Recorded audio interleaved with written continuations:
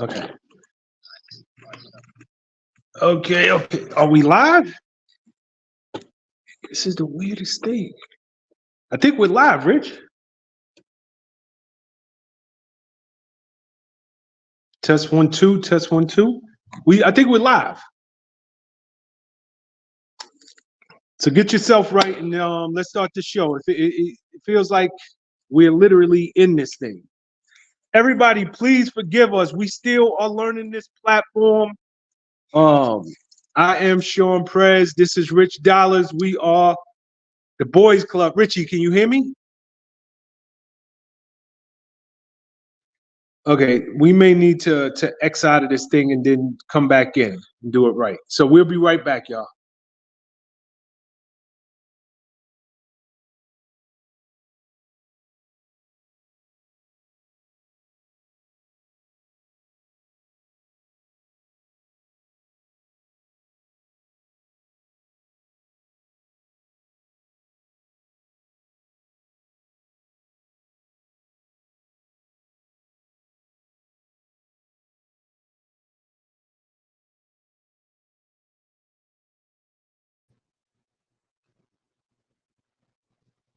Okay, test 1 2, test 1 2. I'm waiting for Rich Dollars. In the meantime, let me just introduce us. I apologize. We're still having technical difficulties learning this platform, but I am Sean Prez. Rich Dollars will be on this feed any minute now. So all of y'all know him. He needs no introduction. We are the Boys Club. This is the realest. For anybody who has ever been with us, this is the realest relationship show. And it's real because we have no agenda. We're not trying to pander to men. We're not trying to pander to women. We're not doing this for likes, for clicks, for views. We're doing this with the purest intentions, and that is to have adult relationship conversation, and we do it from the perspective of two men. Richie, are you back with us now? Yep, I'm back. Okay, can you hear it? It's crazy because we really do have to learn this platform, and I apologize. This is our third time on it. We still haven't really mastered this platform, but here we go. All right, so Rich, I want to play a clip. We got queued up. I want to put this clip in. You know how we do. We take stories that are in the news and we have dialogue on it because more times than not, although celebrities are going through things, it hits home. People are going through the same things in their relationship as celebrities. So give me 1 second. I'm trying to bring up this clip now and we can discuss it. How we looking with this damn clip? I would okay, maybe okay. We were both going to show up and we were both going to fight for it equally and sacrifice equally. Like, things that I needed and, things that, he needed. I wasn't perfect. Yeah. Your girl ain't perfect.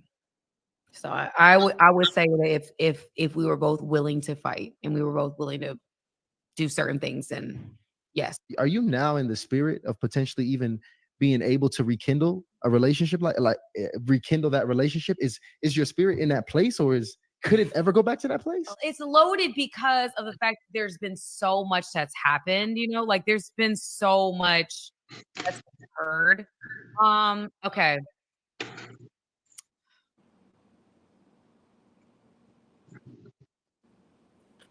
My daughter's father.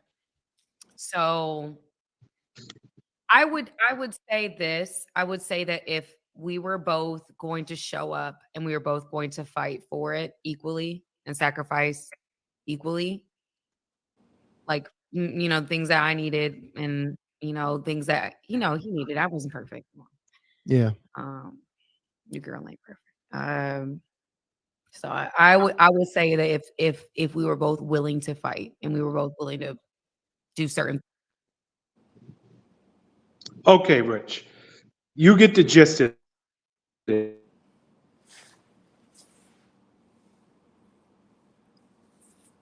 come to mind. Obviously, this is Samantha Lee. This is the ex-husband of Tyrese Gibson. He has been very, very vocal about their divorce. She recently went on this podcast, and you heard what she just had to say. What's your initial thoughts? I mean, I don't even know, bro. Like, I don't know. I saw Tyrese going on a rant about it, but then I saw the comments. I'm confused about what's going on in that relationship. That's his ex-girl that they are divorced, or that's the one that's asking for all the money? Correct. So that's the one that's okay.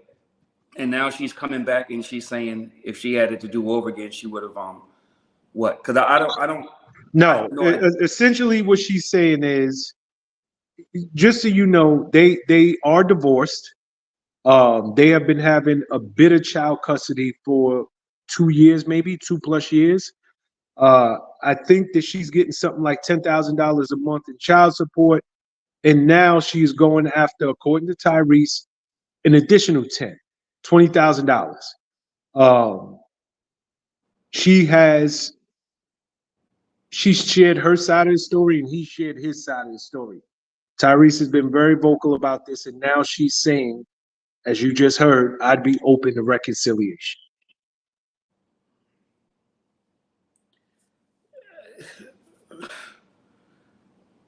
I don't know. I don't know. I wish we had spoke about this because I can't even.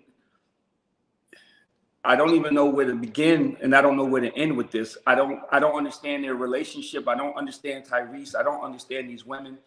I don't understand now that she's open to reconciliation. Is it because that she's not getting the money? Is it because they're battling about the money? Is it because she thought the grass was greener on the other side? And it's not what she thought it was out there in the dating world or in the world. The full clip didn't play. Unfortunately, the full clip didn't play. She was saying essentially when she decided broken, and she was actually speaking to her attorney at the time.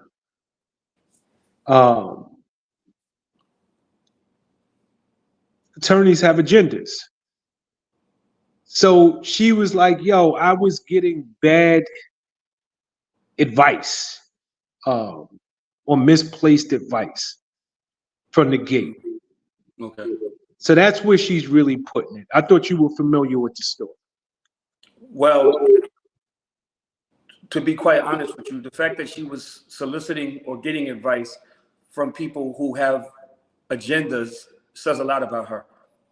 A lawyer's never going to tell you what's in your best interest. They're going to tell you what's in their best interest. That's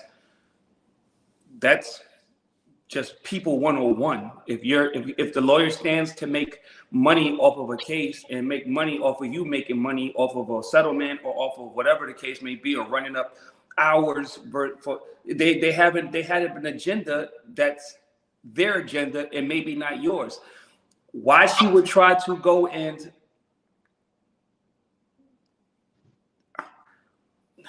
why she would, I don't know. I just can't, me as a person, I don't know. I can't imagine allowing somebody into my circumference to the point where they're giving me advice. They're telling me the things that they're telling me.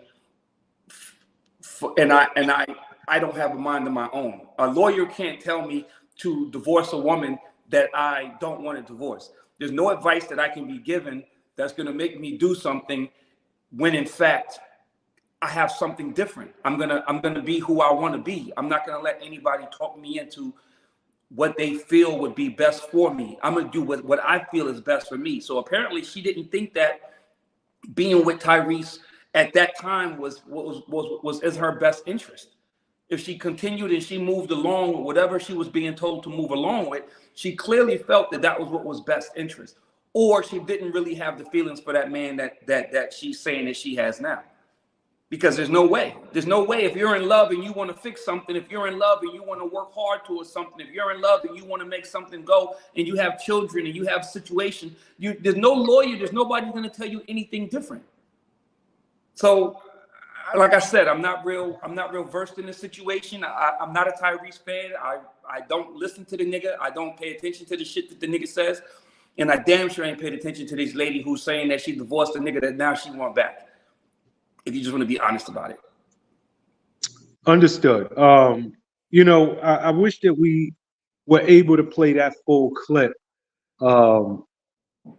Because even if you're not as versed, it's a conversation that needs to be had. And what I mean by that, we spoke about it in the past on this show. I'm not sure that we spoke about it recently. But truth of the matter is, and I see this more with women than I see with men.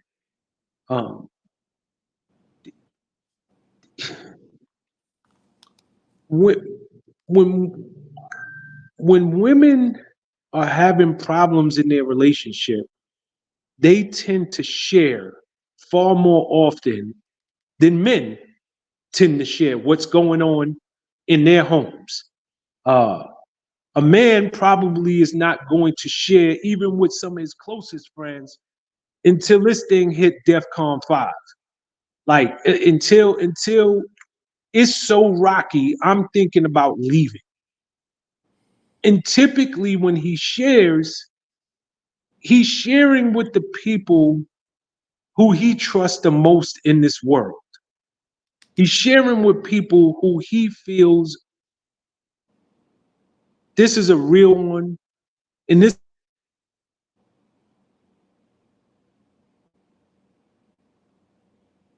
Damn, bro. This nigga's froze. is one my back. He or she has had my back. Yo, your internet is acting all the way up, bro.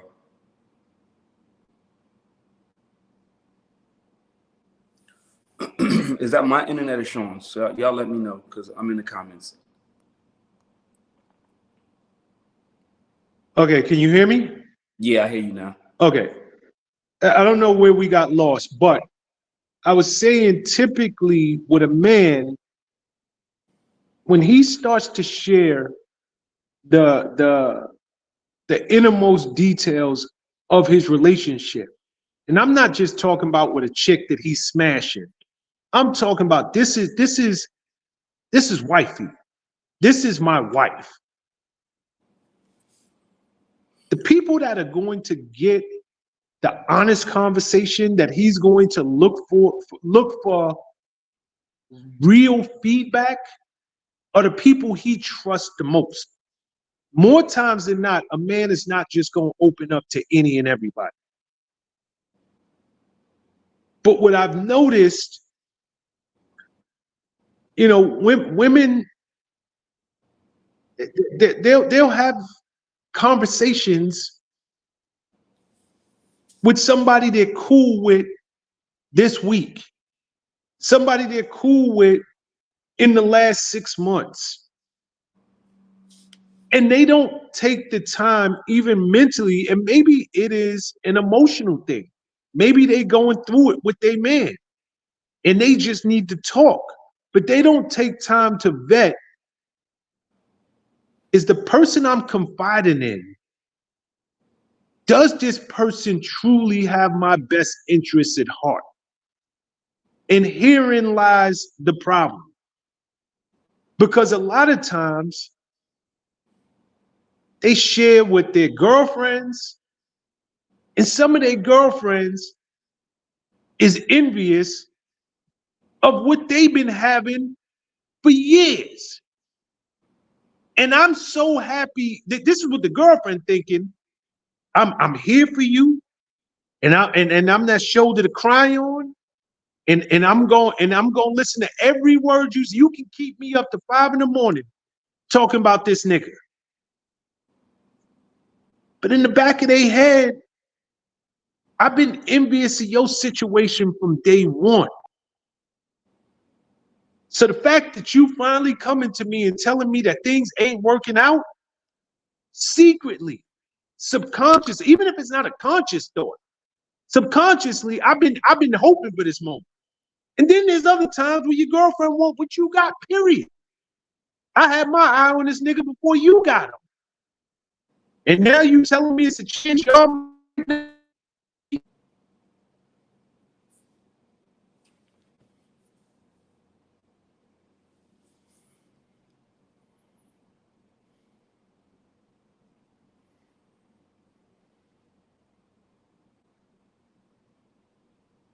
Well, let me help you out of. Your Wi-Fi is horrible, bro.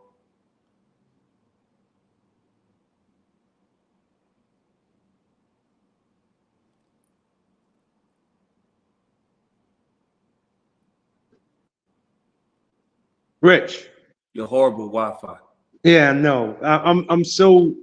This will be the last week that this happens, man. All right.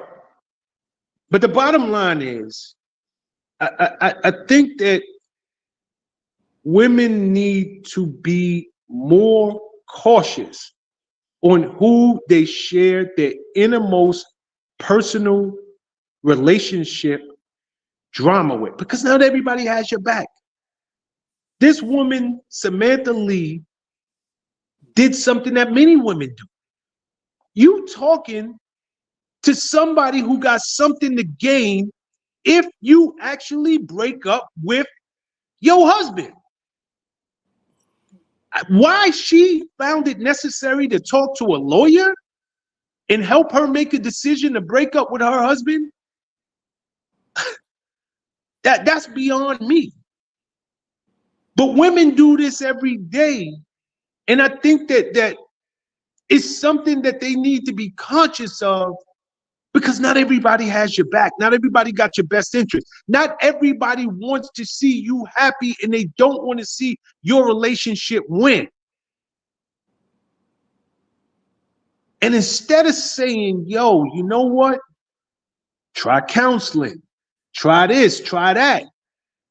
Now they throwing a little salt in the wound. Well, I didn't want to say nothing, girl. But, you know, such and such told me 4 months ago he was talking to homegirl. Oh, you remember when he said he was going out of town? This is what he really was doing. And just sprinkling little things in there so that your relationship can't get better. It can only get worse.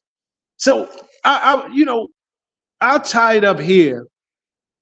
I think that people, and women in particular, need to be very mindful of who you go to when you're going through it. Not everybody got your back. And I have seen so many relationships go through the most tumultuous times. And they don't even have nothing to do with the two people in the relationship. It's that third person that got one of y'all's ear. And all of this turbulence and rockiness and all, it miraculously goes away when you get that person out of your life. But like I said, Rich, I really wish that you had been more versed on this, and that clip was able to play full, because it's a conversation that needs to be had. No, I agree. I agree that, I mean, the basic premise is that you got to have a mind of your own. You have to try to figure out your shit on your own before you asking advice. People go out here, you asking single women about marital advice. You asking motherfuckers who secretly don't want you happy. That misery loves company. And the one thing about someone who's miserable, they love to give their opinions. Because they want, it's crab in the barrel. And this woman, and from what I surmise, what I've gotten from this whole thing is that this woman went out and got a bunch of bad advice for a nigga who she's now having remorse because she done went through the process, and she went through the process. Like, she really went through the process. And now she's sitting in interviews talking about, well, if I had it to do over again, like, you had it to do over again. If you had just had a mind of your own and thought about things from your perspective and what makes you happy, and if you were willing to come back, see, that's the problem with asking everybody for advice, is that now you start getting a bunch of opinions, which makes it very, very difficult for you to now come back to where you want to be. Because now you feel like everybody gonna look at you like you a sucker. Everybody gonna do this, everybody gonna do that. That's why before you go sanction advice from all these different people, you need to really be cognizant of the fact that they might tell you what you don't want to hear. They might say some shit which is going to keep you from making the decision that you really want to make. So ultimately, make your shit, make your decisions your decisions. And I'm not saying don't go seek counsel if there's something that you really need some counsel on, but go to somebody who has a vested interest in your happiness, a vested interest in seeing you happy or where you want to be. Go to fucking counseling. Go sit on a couch with somebody who gets paid to tell you how to make decisions based on your relationship. Don't go sit with your homegirl who ain't got no boyfriend, who broke up with 5 niggas in the last 2 years and wants to go clubbing every night. Her motivation is not for you to be happy. Her motivation is not for you to stay with this man and go out once a week when she wants you out 5 days a week. Her motivation is not for you to go to the club and be her wing girl, when in reality you got a man. So just understand where you're getting your advice from. Understand the motivation that people have. Why would you ever ask a lawyer who makes all their money based on you leaving? Well, I'll go one better for you, Rich. Like, to keep it 100, if you're in a committed relationship, why would you go ever ask your single girlfriend who ain't never had a man for more than 3 months? Like that forget a lawyer. You see this every day of the week.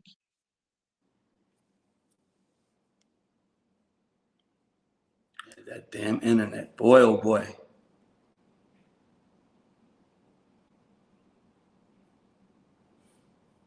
Am I back? Yeah, you back. Yo, I don't know. I'm literally about to log off and come back on. Is it from within? Are you on Wi-Fi? Did you forget to log I'm on Wi-Fi? on Wi-Fi, but I might just have to go to my other phone because this is nuts right now. So we'll see how it goes. If not, then I'm just gonna switch out altogether. But the bottom line is, we see it every day of the week. We see people who have something good. They've been with their partner for years, and they gonna go take relationship advice for somebody who ain't never ever been wifed up a day in their life. They gonna go take relationship advice from somebody who can't keep a man. They gonna go take relationship advice from somebody who has F that nigga attitude written on her forehead. Forget a lawyer taking advice from a lawyer. You see that every day, Rich. And I can't for the life of me figure out why people are not more selective in who they get relationship advice from. I don't understand it either. I mean, and I think it's been documented at this point that the best way to keep a relationship in play is to not let people in your business. I mean, at this point in time, people know they know the rules, bro. They know the rules. They shut the fuck up if you have a problem. Like, don't go solicit advice because you're gonna make this problem become this problem, and before you know it, you're walking out the door and you regretting some shit because you can't turn back because you're scared of how your friends gonna look at you. And these motherfuckers ain't never really cared shit about you in the first place. That's the insane part about it. They just want you in the club with them. They want you hanging out. Like, it's crazy to me, but. Like you said, it happens every single day, bro. It happens every day. Somebody goes to solicit bad advice from somebody every single day. And now you got to live with that shit. They on to the next. They moved on. They giving somebody else bad advice. But you got to hold this shit. You got to live with this bad advice that you received. Nah, it's the craziest thing, man. And it's something that for the life of me, I can't figure out why somebody who's in a relationship would trust their relationship in the hands of somebody who can't hold down a relationship to save their life. But put that to the side. Let's move on. You know, something occurred to me today, Rich, earlier today. And I want to get your thoughts on it. Like I think I was in the shower this morning and I thought about this. What,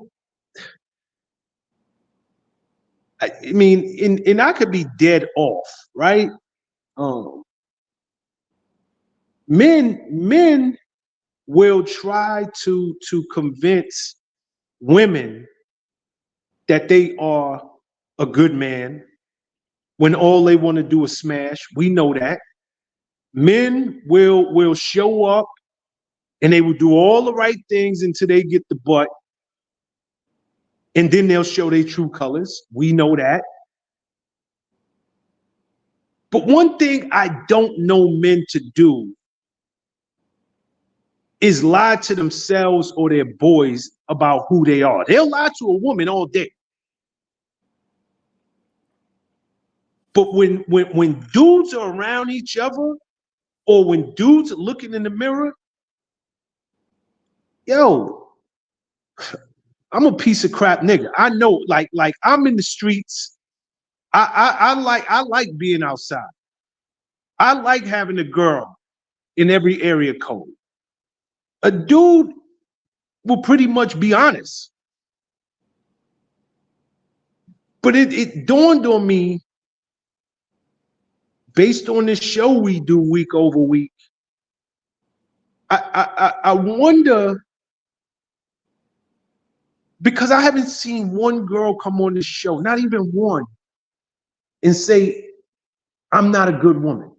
Every woman who's ever come onto our show believes that they are good. I can't find a good man, all a good men. I'm good. We've had women on the show who say, I have slept with hundreds of men. Like,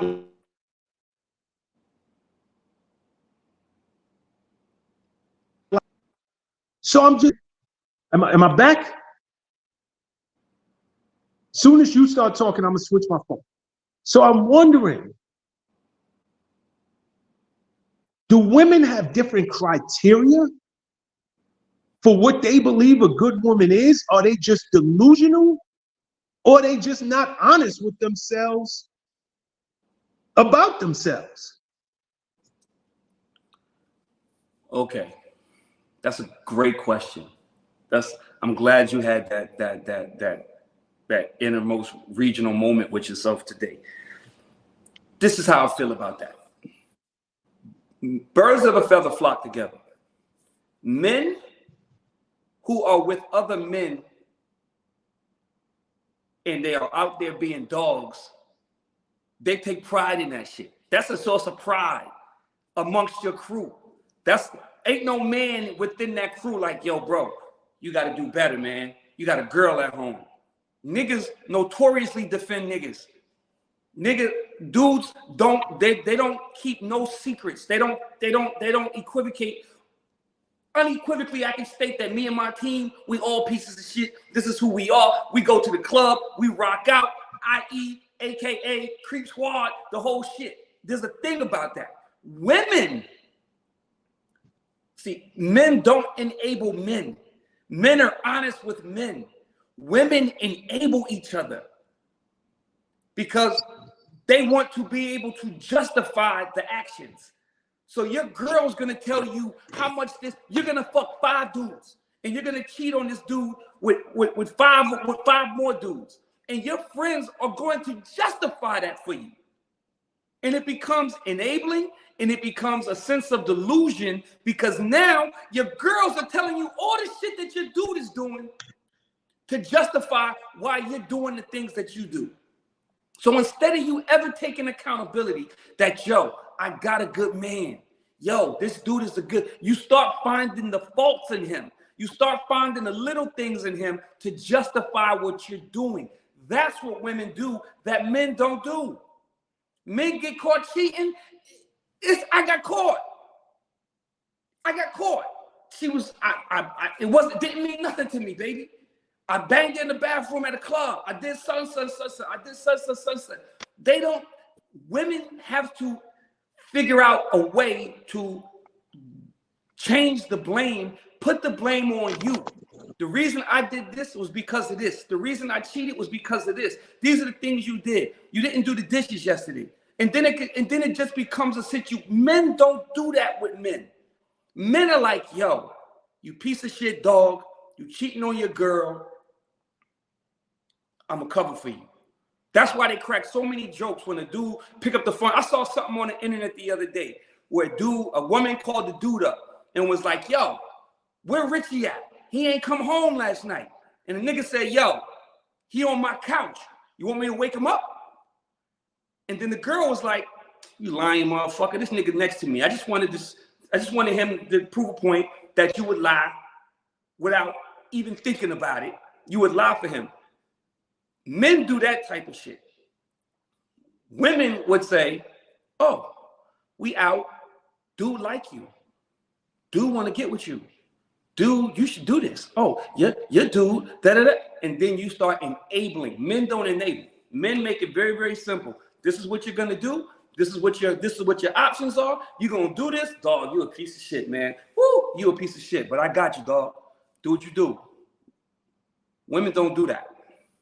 Women don't do that. And it's sad. It's sad that they don't, but they don't do that.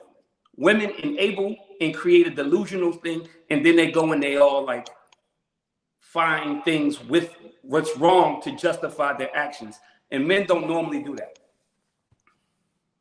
So I don't know how much of that you heard. You heard all of it. Okay.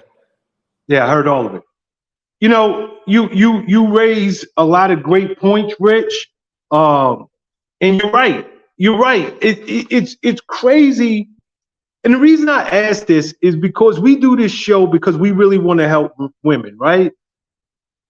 But it's hard to help anybody if you're not honest with yourself. That's where it starts. You got to know who you are, and you have to be honest with who you are. And if every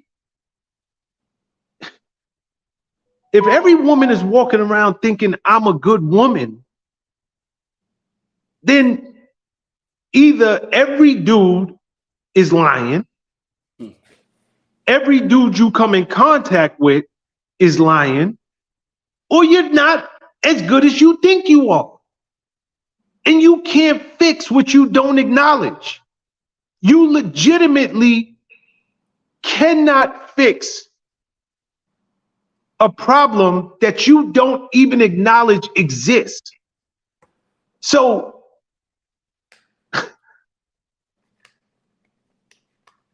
I don't want to make this show ever men are right, women are wrong. Women are right, men are wrong. Because I will be the first one to tell you, it's a lot of dirtbag dudes out there.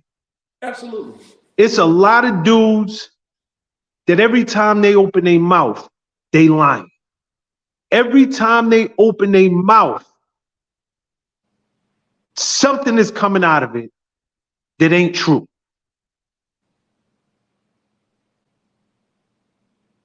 But here's the difference. That nigga know he's a scumbag. He know he a piece of crap.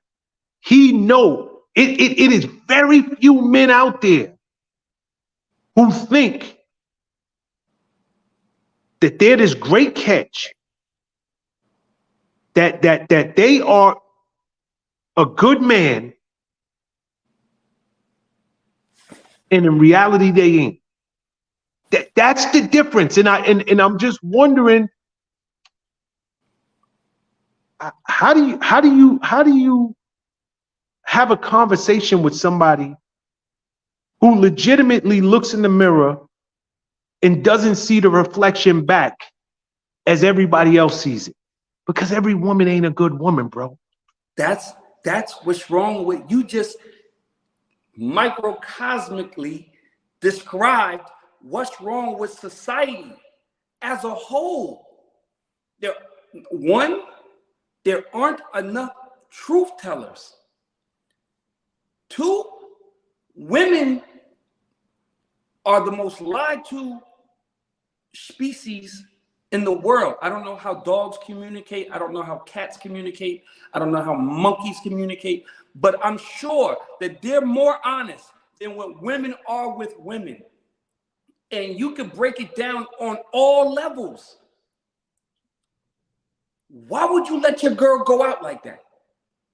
She looks horrible. But when she came to your house and picked you up, you know what you said? Oh, damn, girl, that's cute. Knowing it wasn't. Knowing it wasn't. Why would you let your girl weigh 450 pounds and have on some booty shorts with a nasty fat gut hanging over the top and her ass hanging out the bottom?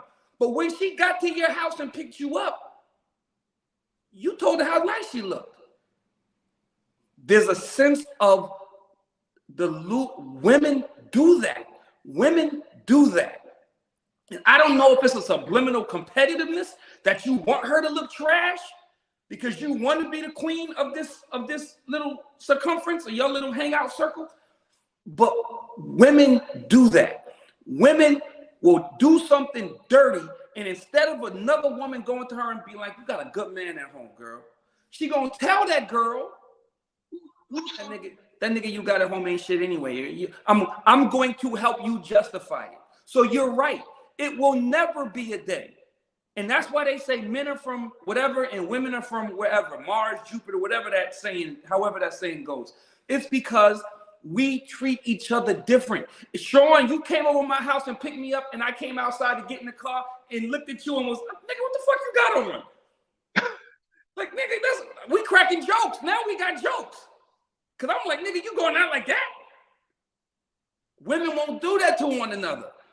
So now you got this woman thinking that she looked good. She validated. She's verified. You told her she looked good. Why would she think differently? Women are actually more pieces of shit than dudes for allowing people that they say that they rock with to go out and do the things that they do, look the way that they look, speak the way that they speak. And then if a man says something, then it becomes big bad man body shaming. Big bad man talking down on women. When in reality, it's just about being honest, because your friends should have told you that shit before you even left the house. And that's just the reality of it. That's just the reality of it. And I'm a firm believer in that. Women don't do that for each other. Women do not do that for each other. Okay, before we move the segment, the show on, first and foremost, I want to welcome my brother, my dear friend, Richie D's frat brother, Jamil Spencer. Welcome to the Boys Club, my brother. Jamil, what up, bro? What's happening, man? What's happening? I hear y'all having some real conversations out here. Oh, yeah, man. You know, we try to keep it as real as possible. Right, wrong, good, bad, and indifferent. We try to keep it real. Well, so it's interesting that you talk about like honesty and truth, right? Because there's no premium on the truth. But the reality is that lying is not a gender specific thing. We just do it differently than they do it, right? Because you just said the girl goes to the chick's house and says that sees her looking crazy and said, "You look good," right? But we also have created this world where we have now put a value on our prowess with women. So you talk about that there's no good women out there, right? But it ain't okay to be a good man either, right? If we're being honest, right? Because if I know you got a good woman at home, but we moving around, I'm still trying to talk you into doing some shit that you don't have no business doing, right? And ain't a lot of people telling you to go home, right? That's just not in vogue. You almost looked at it as corny to your friends if you that guy. Like, oh, you don't be that guy, nigga. We having fun. Let us have fun, right? And so I think, if we being honest, right, what we get from women is a reflection of what we give to women. Say that twice, right? Hold up. I need to see where you're going with this one, Jamilion. No, like listen, because when we are younger and we got a lot going for ourselves, we like to stack. We want them all, right? Because you don't want to leave nothing on the table because we greedy. We want them all. And we're not honest. We're not telling them. We're not like, yo, I'm with you. Like I tell my sons, like, yo, I'm gonna be honest with you. Like, you're probably better off just catching you one really good one that got a lot going on like you, because the guy that just got one really good one and got a lot going on is going to be more successful than the guy, because the time that it takes to have a bunch of them is time away from, working on your craft, working on whatever it is that you're trying to do in life. But if you're going to do that, because I feel like at a certain point you need to do that when you're younger, right? Just be honest. But I don't think we believe that the truth is okay, right? Very few men believe that the truth is okay. So you're not meeting a girl and being like, yo, I think you're amazing, but just know I'm going to be with another chick that's amazing as soon as I get away from you too. We make them feel like they the ones. So what we're dealing with is a generation of women who have had their feelings hurt, right, by that guy. Like we've all been that guy at some point in our lives. Like, and when you that guy, the shit feels so good that you just want to stack. You want them all. Like I want that one. Oh, that one look nice. Can I get one? Let me get one of those. See that one in the back? Bring it over here.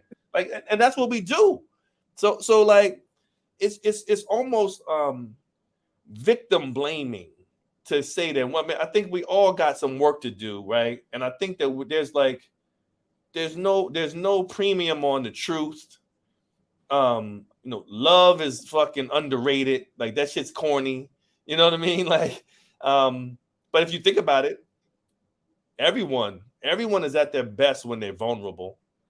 But you got to get your heart broke sometime to even be there. But if you think about even art, like everyone's art is at its best when there's like a sense of vulnerability, because we are the only species, human beings, the only species that went from being prey to being hunters, right? There was a time, a prehistoric time, where like animals were eating people. And then through fucking ingenuity, we created weapons, and we're able now we killing the animal and we eating the cat. So that sense of vulnerability lives in us and all of us. So that feeling of like when shit ain't going your way and you feel fucking vulnerable, like your shit, like you outside fucking naked, like that goes back to like the trauma that we as a race, human race. It ain't got nothing to do with black, white, whatever. As human race. Right? And if you don't have that, then you're a motherfucker. You're psycho. Like the person that ain't got that vulnerability, that ain't got that fear of fucking like, motherfuckers used to eat me, right? Animals used to eat me. The person that don't got that, they fucking the psychopath. So it's innate in all of us.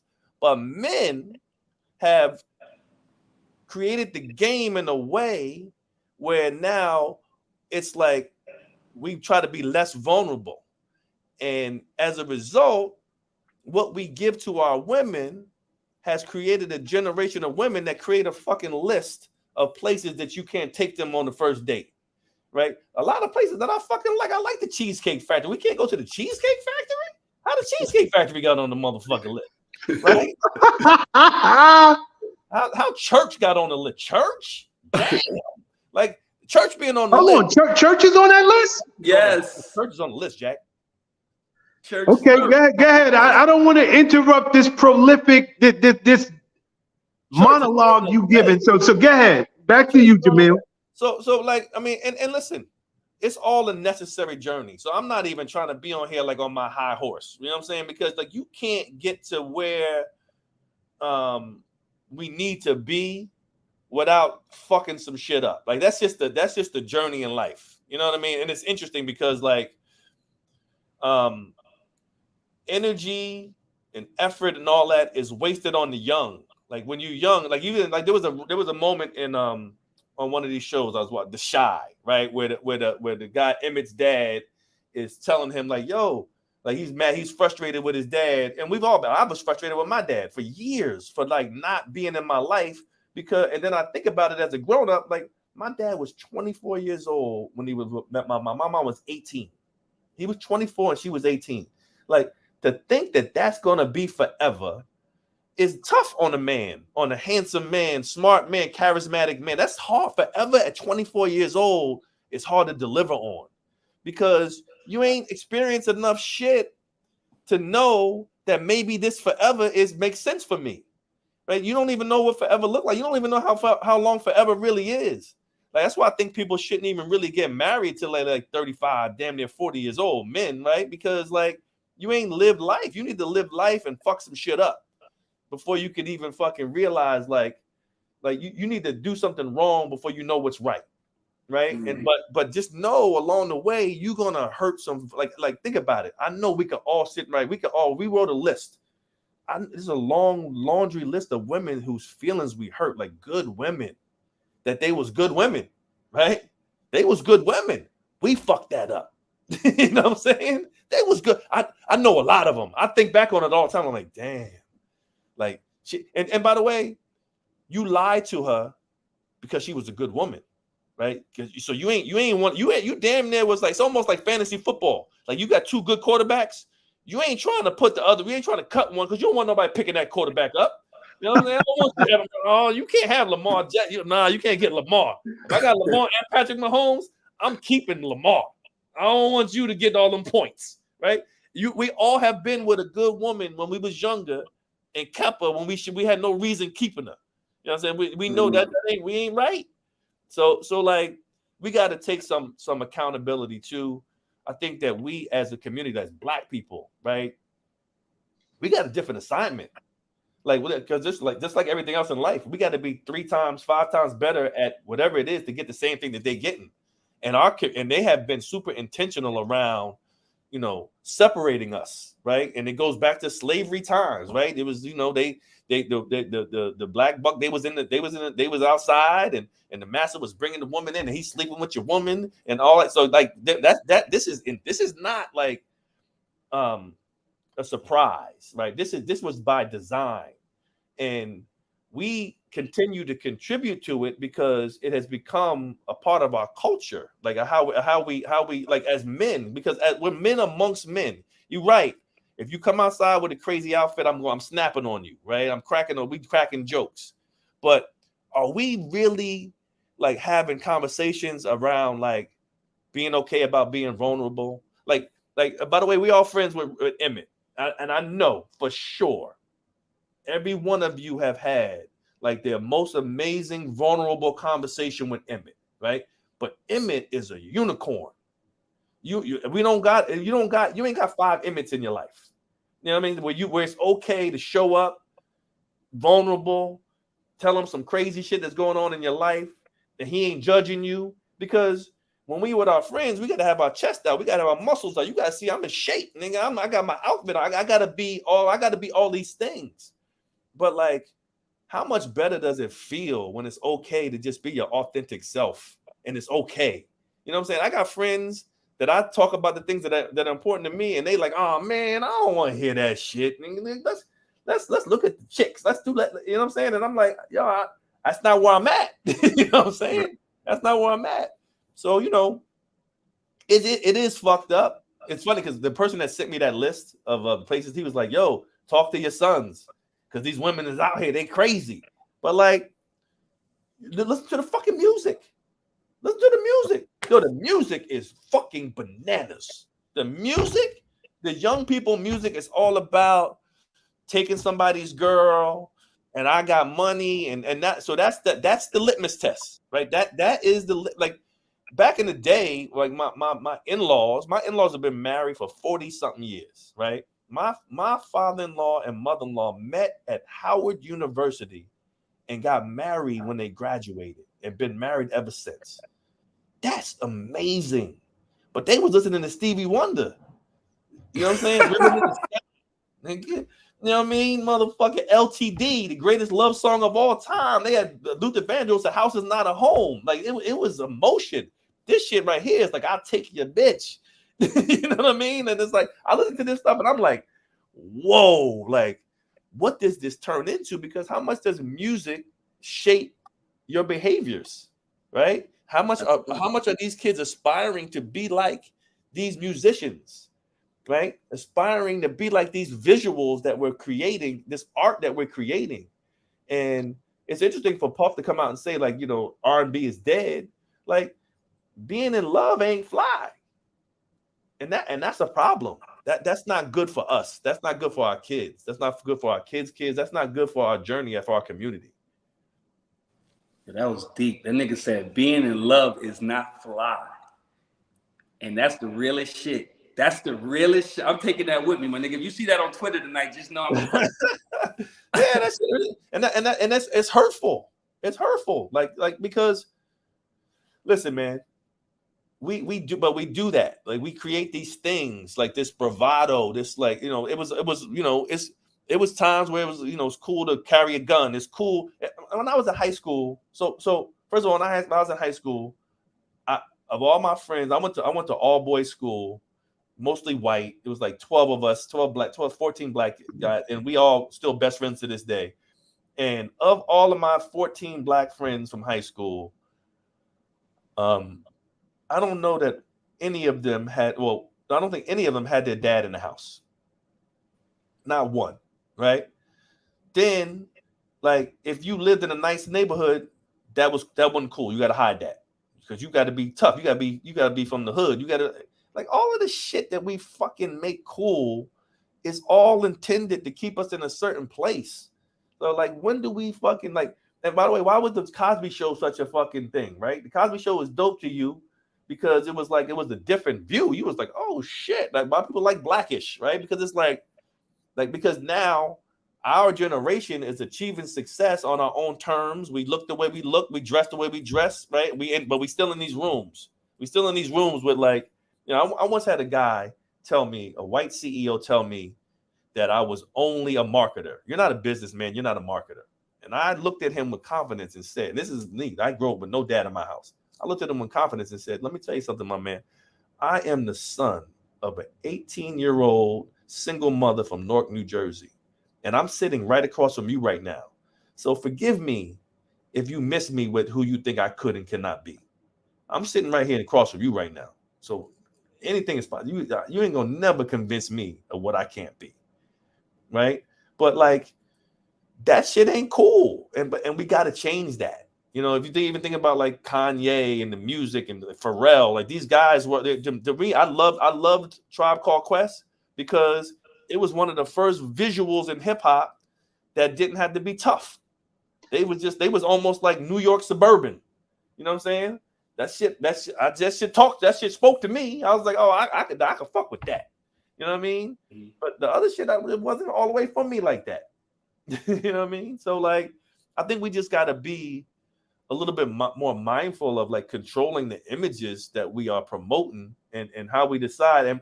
But we can't do that if we're not in our houses either. You know what I mean? If we seeing our kids on the weekend or not seeing our kids quite late, that's hard too. And that's not anyone's fault, right? You know, what happens between the man and the woman is just, like, we've all been in relationships and some of them work and some of them don't work. So, like, it's hard to blame that on somebody. But the reality is that and I got some, like, really amazing fathers that I'm friends with in my life. Like, I even that wasn't in their kid's house. You know what I mean? Like, I look at my brother Alamo, you know, Brand Nubian Alamo, right? And I remember, like, the drama he went through, but he got his sons in his house, and both of his boys are, like, amazing young men, and he showed up. You know what I mean? And it ain't easy when you not with the mom. Because the mom, her feelings is hurt. She mad. She don't like you over there looking shiny. So she gonna do whatever she can to make you look crazy, right? But you gotta keep on showing up. You keep on showing up. So we gotta change, like, the narrative. And the only way we do that is, like, we gotta be in our houses. We gotta be on the, you know, in our kids' lives, and we gotta show them something that's different, man. Something that's different than what we grew up with. You know what I mean? Because what we grew up with is cool.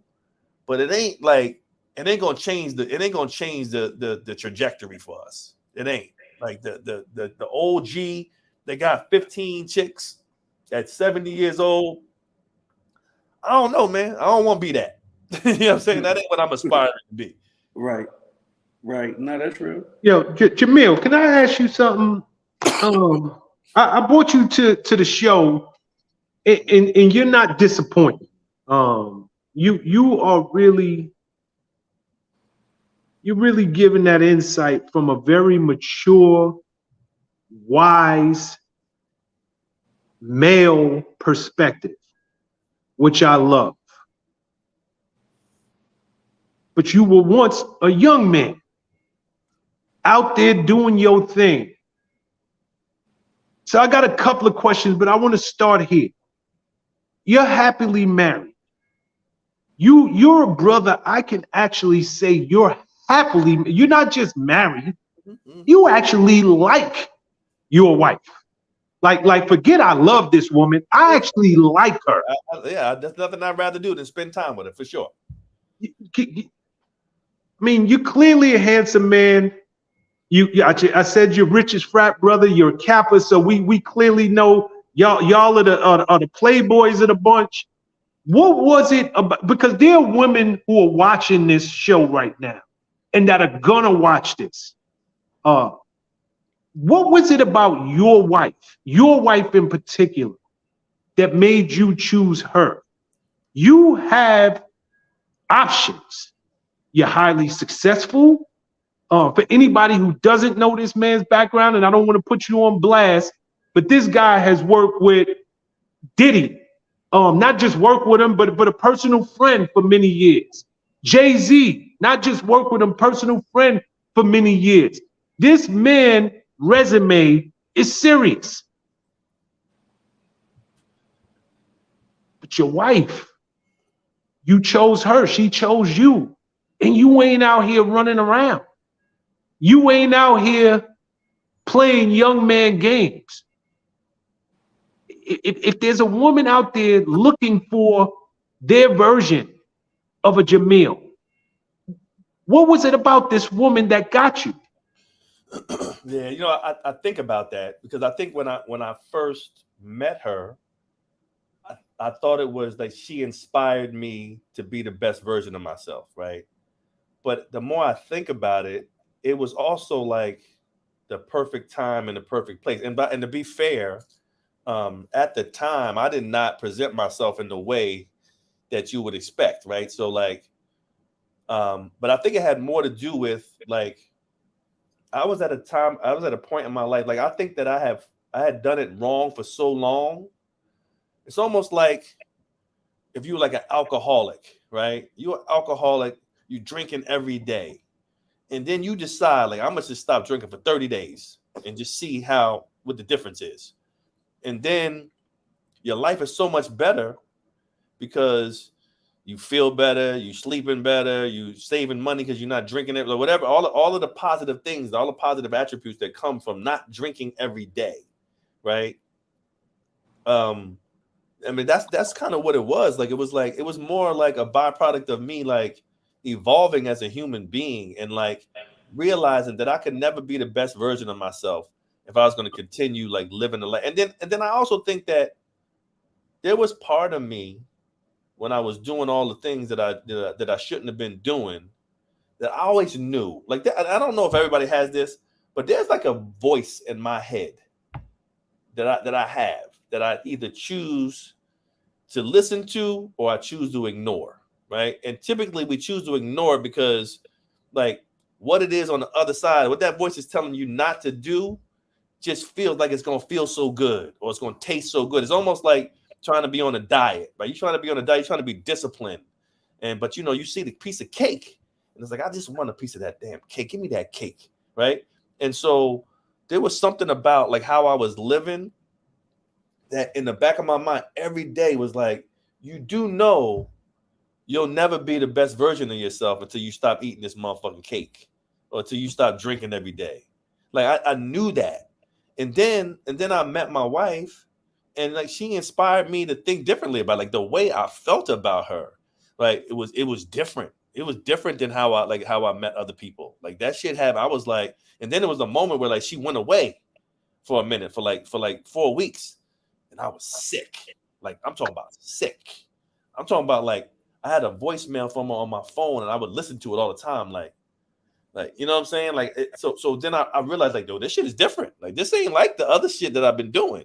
Right. But I think it was a combination of like, and then I'm thinking about who she is. So let's go to that. Right. Yeah, because that's what, and I'm sorry to cut in and interject. Yeah, so, because if you're saying like you want to help the women, right? No, I want to help the woman, but I want to know your wife. What did she bring? Because you did a great job of telling us about where you were in life. Yes. So I'm clear on that. So But you still had options. Why that woman?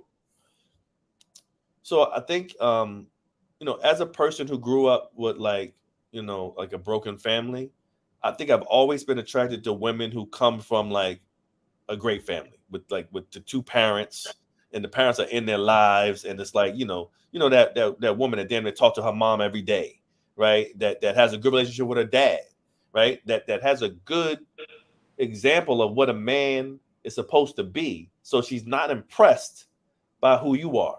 And so that was a big part of it. She wasn't as impressed, which is interesting because the reality is this.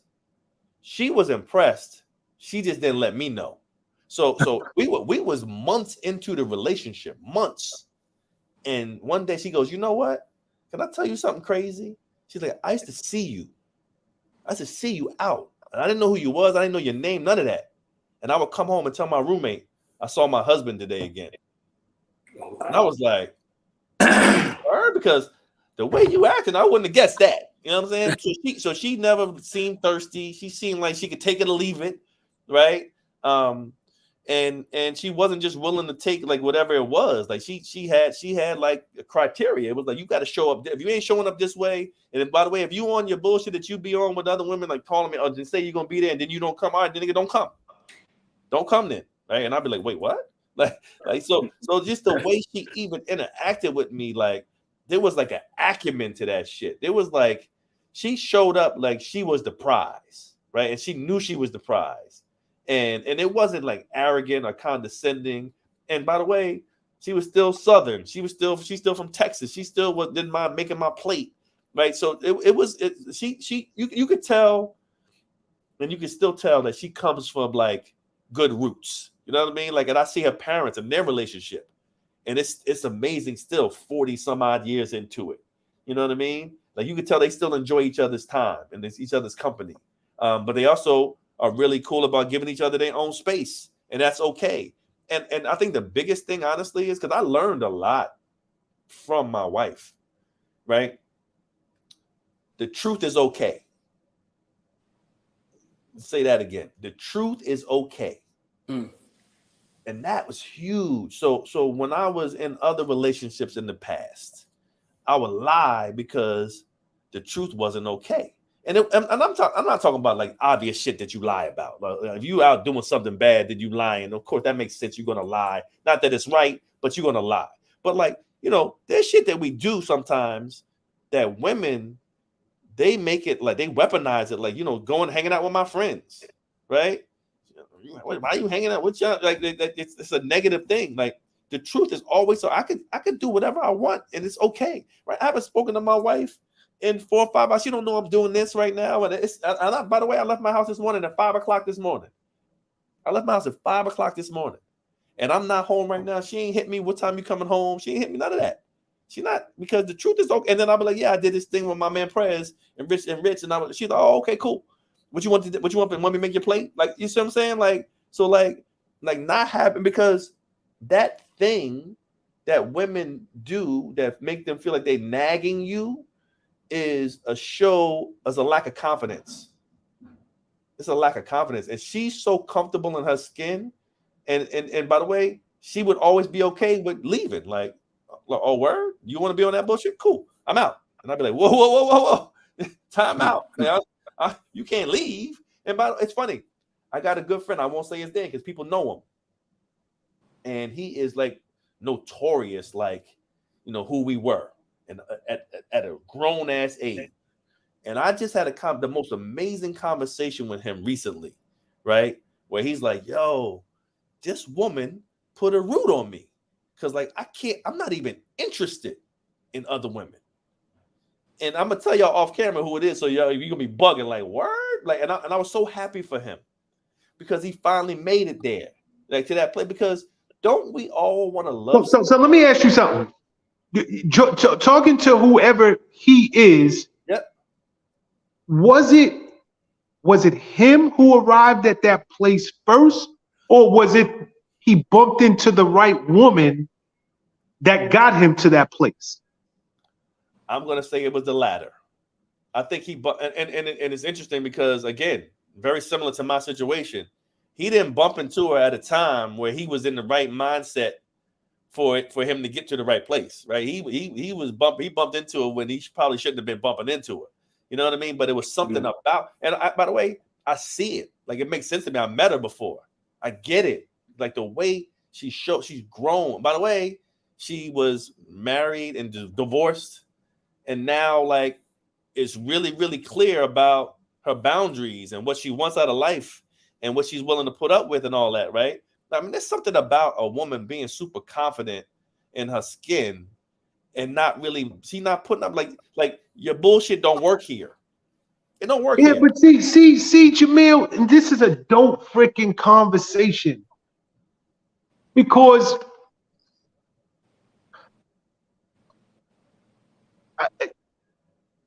women, you know, every woman thinks they're a good woman. Let's start there. And I'm sure every woman is a good woman for somebody. But what you're saying, I think we need to shine a light on it before you go somewhere else. You're like, yo, a man could still be in savage mode. He still can have a mindset of more. I want more.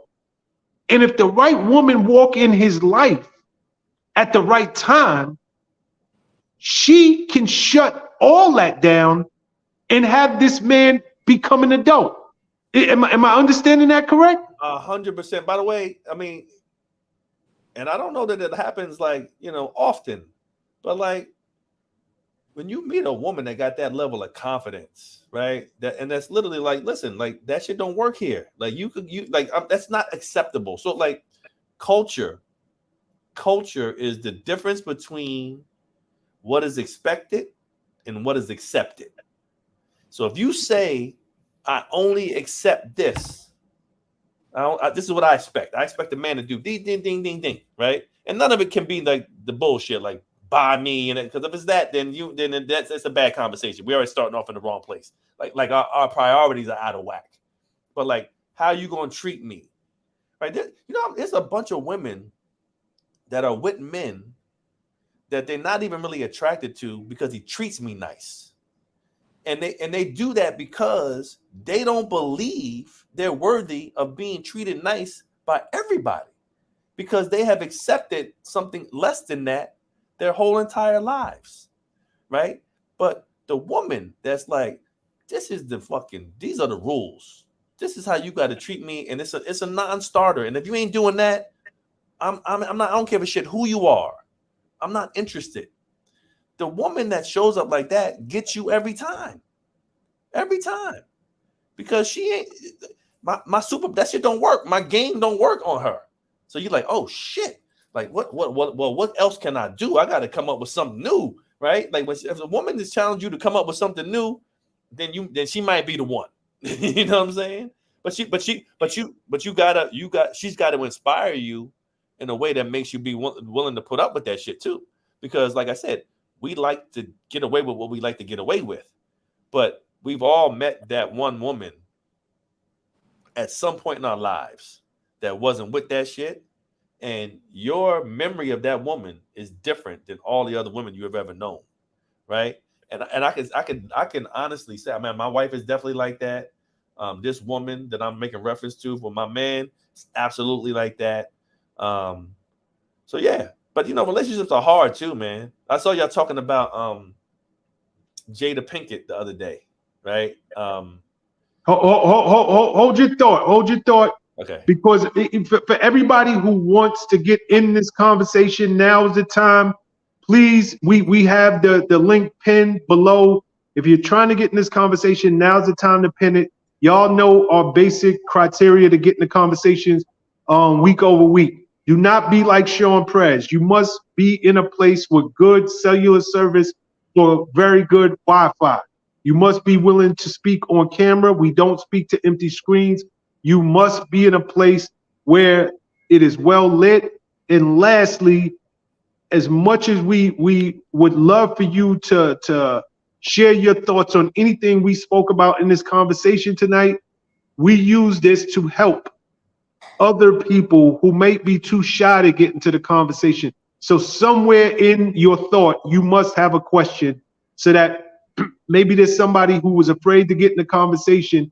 You ask the same question that they would have asked had they been willing to dial in. But now is the time. But back to you, Jamil. And after your thought, we're gonna let people in. Unless Rich, you got some you something to say back to Jamil. But go ahead, Jamil. What I was about to say about the Jada Pinkett. Yes. Mhm. Oh yeah. No, I saw y'all talking about that. You know, it's that whole thing is interesting. I mean, first of all, I think the whole I hate it because it's like none of our business, right? But I get it because somewhere along the line, I feel like it's almost like Beyonce with Lemonade, right? Like that was her therapy. Like she needed, because I think the one part that's not being talked about that whole thing with him and her is, first of all, let's just start with the fact that relationships are difficult. They have ebbs and flows. Relationships that are played out in front of the entire world are increasingly difficult, right? And then relationships that span 10, 20, 30 years long are like, I mean, shit, that's just got to be like a lot of shit has to happen in that amount of time, right? I think the one thing that's fucking missing from the conversation is that, let's be clear, like he had to be doing whatever the hell he wanted to be doing too, right? So like they all making it sound like she's emasculating him, but like he was doing his thing, and that was kind of like the lifestyle that they was living. It's really none of our business, but they made it our business, so everyone has an opinion about it. But the reality is, like, I mean, I'm a grown ass man. I can't be in other people's shit like that. I hate the fact that I know about it, but like, I don't. It's interesting because everyone else has an opinion about what she's doing to him, but meanwhile, he's there like her biggest cheerleader. So like, shit, if y'all like it, I love it. You know what I'm saying? Like the shit is working for them. It's just unfortunate because what does that turn into with your kids and all that? Like, what is their opinion of what a real relationship looks like? You know what I mean? But again, I think that shit that happens in Hollywood and LA and all that shit, like I think that shit weirds you out. Like I think that, especially like living your life in front of everyone, that shit weirds you the fuck out. And the people who like are a little bit more like quiet about what happens tend to do a lot better. Like you look at somewhere in the universe, Denzel been married to his wife for 40 something years, right? And you talk about being handsome and having options and all that. Like, and by the way, listen, we don't know what has happened in their lives, and that's the point. Just hear me out, Jamil. And typically, I'm always on. I would typically always be on your side, where I have a difference in opinion. I don't know what Samuel Jackson and his wife, who've been married for 50 years, are doing. I don't know what Denzel and his wife, who've been married for 40 something years, have been doing.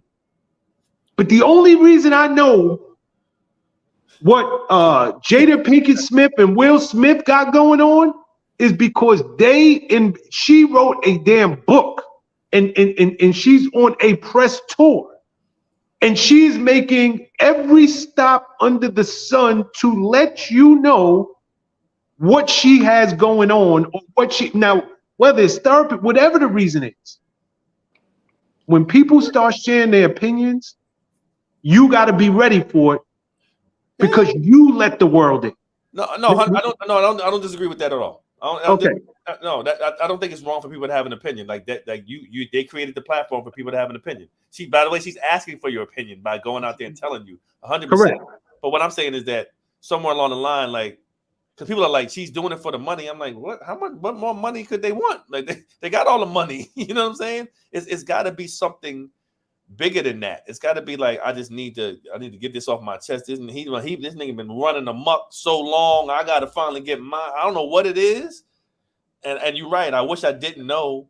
And now that I do, it does make it like, yeah, people are definitely free to have an opinion about it. I think in a situation like that, if you didn't have an opinion, God bless you. But we're human beings, right? Yeah. And I got an opinion on what's going on in Gaza. in Israel. It's on the news every 5 minutes. I got an opinion on, who's going to the World Series. I got an opinion on the fact that John Jones ain't fighting next month. And I've been looking forward to that fight since last year. But the fact is, they put it out there. And I am such a big advocate of, and this is just shown, keep your business to yourself, man. Like it's nothing wrong. Ain't nothing wrong with what's going on in your house. Keep it in your house. I don't need to wake up to, now she's extreme and Will ain't saying nothing, but she's extreme. She wrote a book and she put all that dirty laundry out there. But how many times do we wake up and we see posts from different people, and you know damn well what they're talking about and who they're talking about, but they don't never say the name. This is just how I'm feeling today. Moving forward, I'm not taking this no more. Well, you're putting your business in the street. You're letting the world know on a social platform that there's problems at home. And when you do that, you can't be mad when people have an opinion, when you open the door for them to have an opinion. Do you think if that makes sense? Do you think they care that people have an opinion? I think they knew. I think they knew what it was, right? And I think it's very scripted. Even like all the imagery of him, like with the family and supporting it. It's almost like he blessed it. Like he read the book before it came out. He knew what was about to happen, right? And he's letting, because usually when you know that's about to happen with your wife or with a woman, whatever they are to each other today, right? That you want to go and be, you don't want people seeing you, but he's right there with it. Like he's in the background while she's doing the press tour. He's waiting, he's in the car waiting for her to go. Yeah, I don't understand their situation, and maybe it's not for me to understand, but Richie, you got something to say? I want to let a caller in. No? Okay, go ahead, Jamil. I'm gonna let a caller in while we are talking. Yeah, no, I'm with you. I would say that, yeah, I listen, I think because we all socialize the same way. We all come from the world of like, keep your business to yourself, but they're different animals.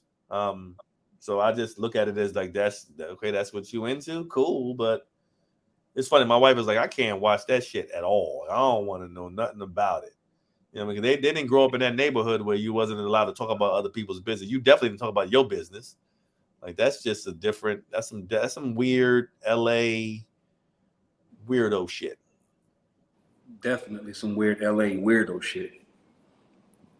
I mean, and here's the deal. And by the way, Fred, I know you were waiting. I apologize. I know we typically let folks in around the 8:30 mark. Please jump backstage. I know you were waiting. And for anybody else who's waiting to get in the conversation, now is the time. Please hit that link. We'll let you in backstage and let you in the conversation. But go ahead, Rich. I'm sorry. Nah, I just said it's some weird Hollywood shit, because at first glance, you look at the situation and you're like, okay, like Jamil said, it appeared to be so emasculating and so disrespectful that even when we came on and spoke about it previously, it was like she's just living on the other side of that line. But it doesn't bother him. So if it doesn't bother him, how can it bother me? I'm just like, dog, I can't be. You ever see like to a situation where you just tell someone like, yo, I can't be mad for you, nigga. Like if it doesn't bother you, then there's more to it than we know. Then we all know that. There's definitely more to it than what the world knows.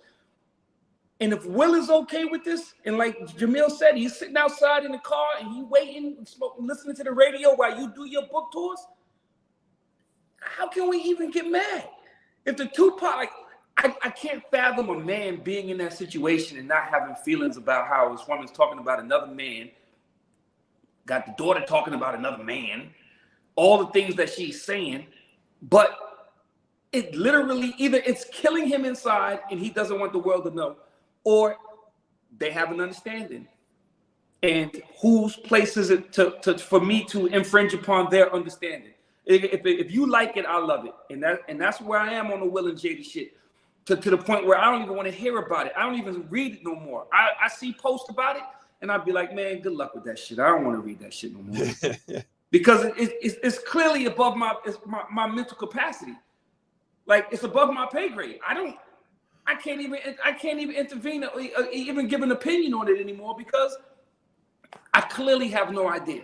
Yeah, no, they live in a different they live in a different lifestyle, right? Like, because let's be honest, like your wife is sleeping with your son's friend, and you on the thing and y'all laugh, like I mean that's they some different animals, you know what I mean? And God bless you, because I ain't got that, but again, they still together, even if they not married, whatever it is, they moving around. And by the way, they moving around with the kids. Like, I don't know if I'm here to judge that. Like, shit. But like I said earlier, relationships ain't easy. It ain't easy. Like, forever ain't easy, man. And everybody, you know, and that shit is like, that shit ain't a slip up. That shit is like, oh, okay, listen, I'm taking this red card tonight.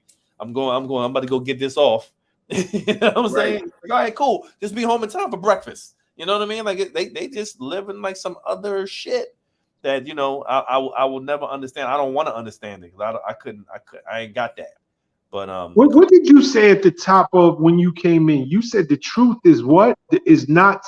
The truth is not in vogue. It's not sexy. It's not like people.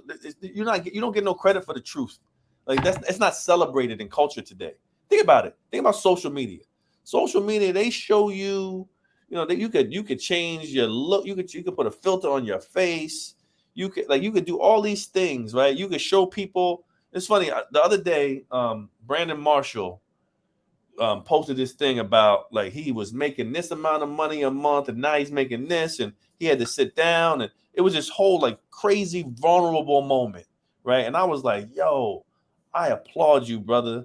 Like, that is amazing, because on a platform where the truth is not in vogue, on a platform where just showing people your best self every day, all day, when we know that's not even possible, right? That you are being this vulnerable. It's important because life needs some balance. Like, life is about balance. If you just show people like the good shit, then like, what, we're not really getting nothing from that. Like, I could get just as much from the bad shit as I can get from the good shit. And so, like, we living in a time where like that's the assignment. Like, just show me, you know, how amazing your life is, and you got the most likes, and you got 10 million, and the people you show me some phony shit for people to like it, and then they follow you. Like, you are getting rewarded for telling a lie or painting a picture that may or may not be true. And people don't even give a shit if it's true or not. They're like, yeah, I'll take that. Give me that. Give me more. Can I get another one, please? Where's the next picture at? Show me. Let me see the shoes. Oh, let me see right. But it's not. You ain't seeing, like, because we know we all human beings. Like, you ain't shiny every day. You're not. Like there's times, and like, it's got to be okay to show people like the tough times, because it makes us all feel like human, right? Like it's okay to be vulnerable. It's okay that I ain't got it today. I ain't feeling good today, right? And you feel better about not feeling good when you know, oh, Prez said he wasn't feeling good too. Okay, cool. I ain't crazy, right? I'm not. It's not abnormal. But like, we living in a time like social media, man. It's nuts. You don't even know how a person really looks. You don't know how they look. There's an app. You could put some shit and make your shit. You could get the wrinkles out your forehead. You could, you know what I'm saying? Like, there's all these things you could do. I mean, damn. And then like, and I gotta imagine. I see somebody talking about the dating apps. I gotta imagine that. I listen on the radio. They had the thing on Hot 97. The curved joint, right? And like 50% on the curved joint, it's you ain't look how you looked in the picture. You know what I'm saying? Like that. That's the game now. Like, being your authentic self, there's no value in that. Why would you waste time doing that? I might as well fool you, and then I'll deal with it when I meet you in real life. Yeah, but you want to know something though, Jamil? And this is as real as I could put it. That's the secret. It is the secret to success in a relationship that I've found. You know, I'm a hopefully y'all can follow me on this. Showing up your authentic self during the courting stage, when you get her stage, the 20 years in stage, that it, you know, we like to believe that it's the love and every day is going to be rosy. But the love comes from somebody loving the truest version of you. And far too often, we all give a variation of the truth of who we really are.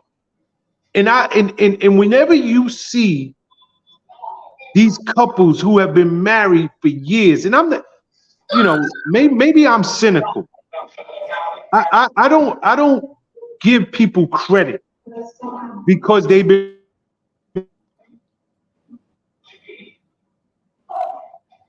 Making that badass internet.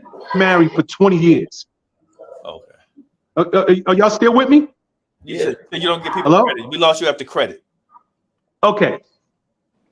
Maybe I'm cynical, but I don't give people credit for the amount of years they've been together. How many of those years that if you had it to do again, you would choose that person? How many of those years have been good years that even when it was bad, it was good? Even when it was rocky times, I love you enough to fight this thing out. I'm not sleepwalking through my life. I'm not sleepwalking through your life. But I think the secret sauce, you just nailed it. It's giving somebody your truest, most authentic self. And I think so often people are buying into these versions that other people want them to believe is them, but you can't keep that up over an extended period of time. And as the truth starts to seep out, it's you're not the person I thought you was. But now I'm in it. Now we're committed. Now we have a life.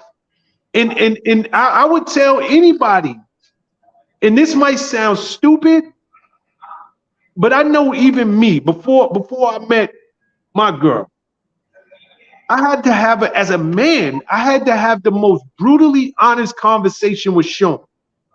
And I had to really think about those non-negotiables. I had to really think about, yo, what are you truly looking for? Who are you when the lights are out, when nobody's around? And it was dumb stuff that come up. I don't want somebody who go to bed early, because y'all know the life we was living. If I come home and it's after midnight every night, but you can't stay up past 7, 8 o'clock at night, we're a mismatch. That don't mean that you're a bad person. It don't mean I'm a bad person. It just means we not for each other. I had to really go down the list and bring my most truest, authentic self to the table. And I believe that's what she did as well. And to me, to this minute, that's the glue. That's where the love comes from. And I would really, because people are always trying to figure out what is it. It's the truth. It is the bare, brutal truth. And that's in how you carry yourself. That is on the days when the truth, it hurts. But it's the truth. But that's just my thoughts. And is somebody got the TV on in the background or something? I'm hearing dogs barking and everything else. That's not me. Is that you, Rich? Is somebody in the thing or something? Is somebody in the room? No. Nobody's in the room but us three. I don't know. Nobody's in the room but us three. But anyway, Jamil, I want you to stay with us if you have the time. I want to play a clip for you and get your thoughts on it, okay? Yeah. Let me load this clip up.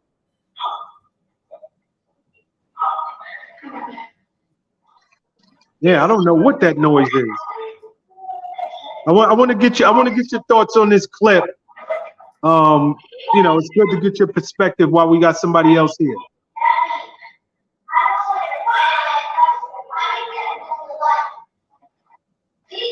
Put your things on mute, by the way. No, I have an image to protect. I mean, I was always raised that the man is supposed to cater to you. I mean, you're courting me, so court me. Mm-hmm. That means wherever I want to go, you take me. Absolutely. Whatever I want, you buy me. That's courting. You know, I'm looking for a provider. In the video, now, of course, I'm sure you think of it differently now, but in the video, you basically told him that, you know, you're not going in there, you know your value. It would be embarrassing for you to go inside a Cheesecake Factory. A lot of people like Cheesecake Factory. Oh. Now, so when I see that video, I'm thinking, okay, she must have some friends who probably would disagree with her going inside a Cheesecake Factory. Your peer group. So peer pressure probably keeps you from. Never lived that. Oh my God! I would have never lived that down. Wow! Just date the Cheesecake Factory. They wouldn't let you live that down. No, I have an image to protect. I mean, I was always raised that the man is supposed to cater to you. I mean. Okay, could y'all hear that? Rich, Jamil? Yep, I heard it. All right, cool. And I don't know what that noise is, but be it as it may, let me try to get this thing off the screen. You know, I don't want us to get caught up on the fact that you know, this woman don't want to be taken to the Cheesecake Factory. But I want to ask you both, as two adult men, what does courting look like to you guys as a man? Because clearly, as a woman, matter of fact, I'm going to say that woman, taking her to a Cheesecake Factory is not quote unquote courting. What maybe again, men are from Mars, women are from Venus. What does courting look like from a male's perspective? I think, first of all, let's preface all the things I'm about to say. What I can't take that bitch seriously no more, because she used to drive a truck. What's the people that do deliveries? She used to be an Amazon delivery girl. Who, the woman in the video? The woman in that video was an Amazon delivery girl. By her own admission, she said that in another video. Okay. So now with that being said, Cheesecake Factory, all of a sudden you're an Amazon delivery girl, but Cheesecake Factory ain't up to par. Now, that's where I'm at with her. So sick of seeing her on social media. She's made the rounds, which to me now is why people do the things that she just did. People do them for the celebrity of it.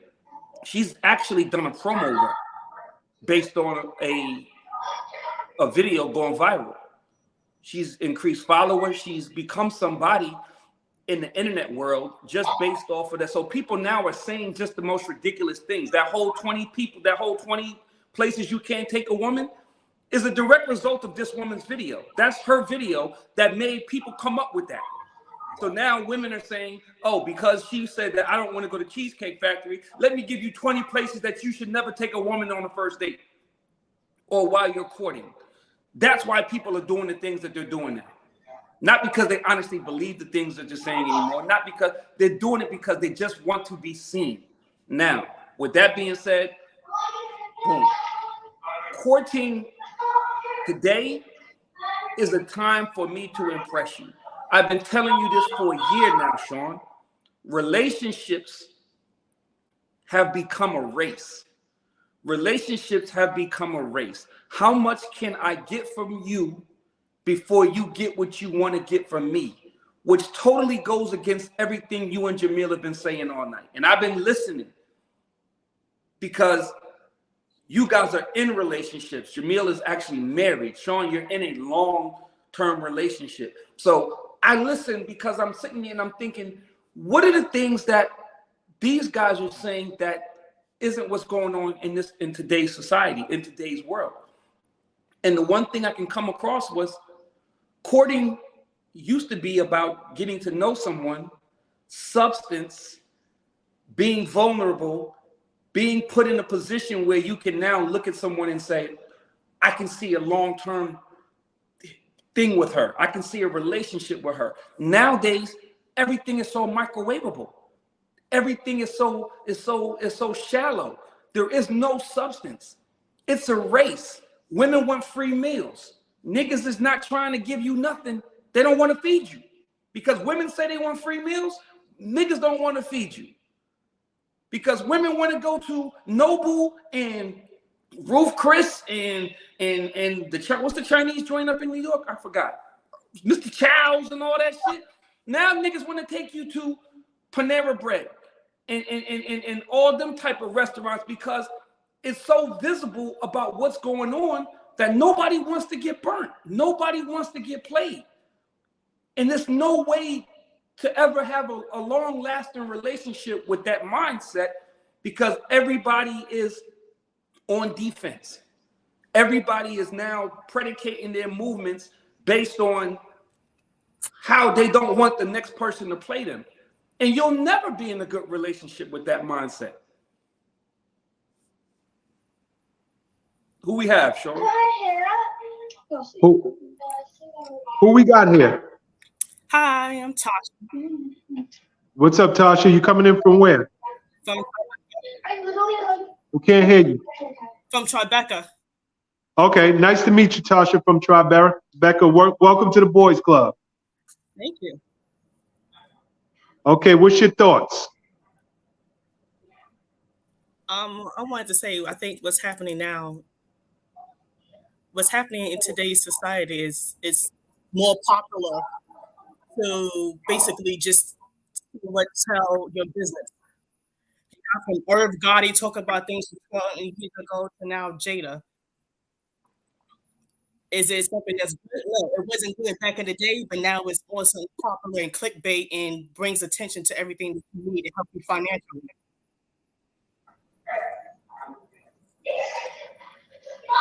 So my question to you is, how much of your truth are you willing to say and when?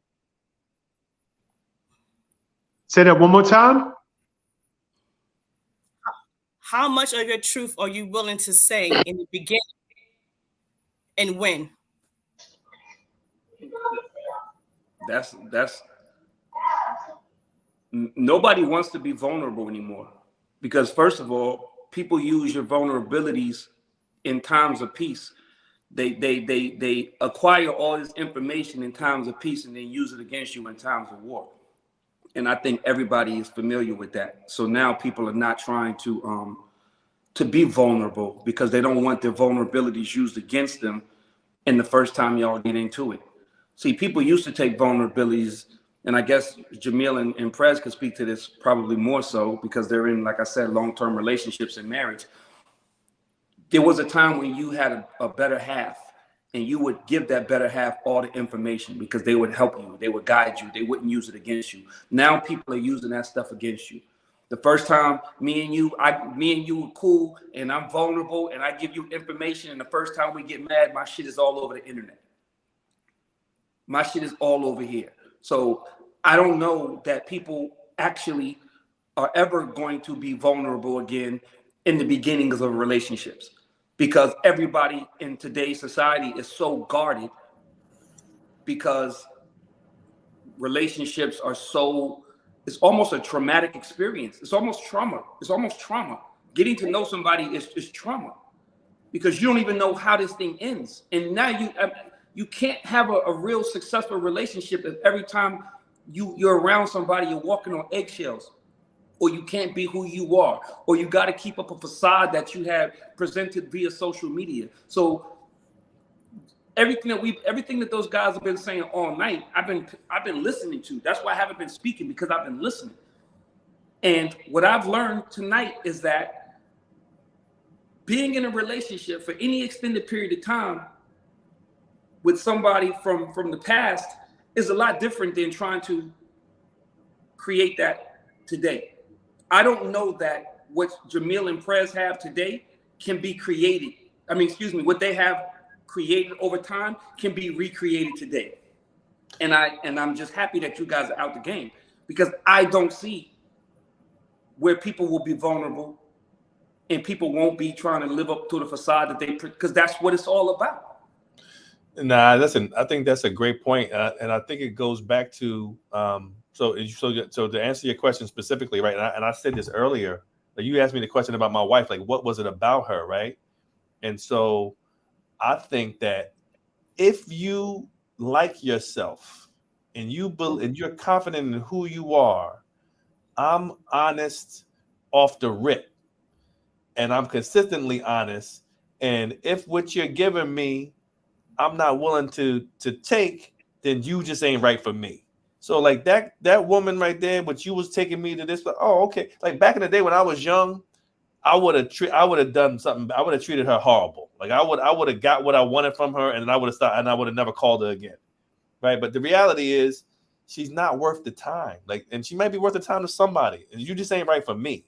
And I disagree, Rich. I think that what we have is absolutely still out there and still can happen, but it can't happen when we still trying to play the sport that everyone's playing right now. You got it. There's an undefeated sport, and it's the truth. The truth is undefeated, right? And if you living in your truth, and I am who I am, I love it. I'm confident. It's funny. There was a moment where Puff was turned. I was at Puff's 40th birthday party. You was at that dinner, Prez. We went to that dinner. We went to that spot. Right. And he was all depressed. He was like, man, I can't believe I'm 40. And Puff is a year younger than me. Right. And so I was like, are you serious? Like, are you kidding me? Like, it ain't even fair. Like, your conversation, your access, like, who could compete with you? Right. But like, if you're going to play checkers when you really good at chess, then you're gonna fucking get the chess experience. That's what they're gonna get the checkers experience. That's what you're gonna get. So like that like it goes back, like I said, my wife, there was certain way she showed up, and there were certain things that she wasn't gonna do. So you go ahead and that's what everybody's gotta have that. You gotta have that conversation like Prez said he had with himself. What are my non-starters? If you got a list of 20 places that we can't go, then you ain't for me. Next, right? Next, because it's a big world out here, and you're gonna find someone with the same values that you have, but you can't find them while you settling along the way. And that's what it is. Don't settle, right? Because the car's all shiny and all that. It ain't fair. You know it when she starts saying them things. I can't go inside her. You're right, Press. She looked crazy even saying you can. I'm sure you've been in the way worse places, Ma. Like, knock it off, right? But still, like, hey, that's great. Like, God bless you. Then you should find somebody that's willing to take you to them places. But this is where I'm at. This is my truth. This is my vulnerability. And I will also say, you never know how amazing a person is until you show them your true self. Exactly. You'll never know if that person could be forever. There was even times in my own personal relationship today where like the toughest times and how my wife showed up like just reconfirmed that I was in the right place.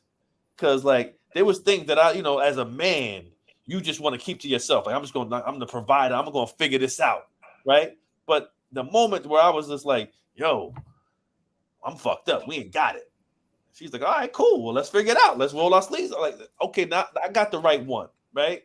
And so you know what the right one looks like. We just choose to just decide decide otherwise because we think she's pretty or we think that the sex is amazing, whatever it is, right? We come up with these excuses, but those are the same excuses that you have to keep on drinking or to keep on doing drugs. It's an addiction. It's an addiction to what's going on in society today. But the reality, like for me, I could never be addicted to that shit because I'm not interested. I don't give a shit. You don't understand the places that I'm invited to, the things that the people are doing. I don't care. None of that shit makes me feel like my wife and my kids. None of it. Like that's where I want to be. Going out and that's just I did it. So like the reality is be honest right away. And if a person don't like your truth, then they ain't your person. Next. I believe people do some therapy. I think everybody could use therapy. By Everyone. the way. Like I think that the problem people are not healing from relationships and they're just moving on from one relationship to another. And then when you do that, you're not able to fully understand what you learned about yourself, what you learned from that relationship, and what do you want now that you understand you've been in that relationship. I mean, that's another way of finding your own truth. So that's just my opinion. But with society, I don't know that people ever are gonna start to heal and do that stuff again. Because I was on the internet the other day and I saw this dude and he was talking and I said, wow, that makes a lot of sense. So the nigga was basically saying, as soon as you have signs of a tumultuous time, something get ready to come up and it's not favorable for you, you can go in your DMs and find something else and find another nigga telling you what you want to hear. So it's like the times where people were like, I gotta stick through it. I gotta hang tough. Yo, there's another nigga in your DMs right now telling you, professing that he got everything that your nigga right now is being vulnerable about not having. I'm sitting at home telling you, like, and that's why I'm telling you and Sean that y'all are blessed to be out of this world right now, bro. Y'all are blessed to be out of this world right now to where you can look back and say, what was special about my girl is that when it was time to roll up our sleeves, she said, yo, let's roll them up. Like, yo, what? We ain't got it right now. Let's go get it. That's not today, Jamil. Shorty is going to her DMs right now. The moment I be like, yo, mom, it ain't Nobu tonight, it's Arby's. Oh, nigga, stop. I can't get out your vision sight quick enough to get in my DMs and find out where this next dude is. Because I don't ever have to subject myself to work anymore. I never have to subject myself to work anymore. And that's what everything. That's what music and just the way people move. Nobody wants to do the work. Everybody wants to be Puff, Jay in 2023. But if you ask them same people to be Puff J in 1995, 1985, whenever the fuck them niggas started, they couldn't tell you. They would no way they would be able to do it. It's the same thing with pledging. If you ask somebody to pledge today the way we pledged back then, it would never happen that way again. Because it's just not what people do. People run from hard work. That's not everyone. Because if you think everyone runs from hard work, then nothing would ever got done. We would never have cars. We still be on horses. People do evolve. Times change. You have to decide what you're going to do best for you. You have to make sure you want to make something. Can I ask a really do you think maybe you fishing in the wrong pond?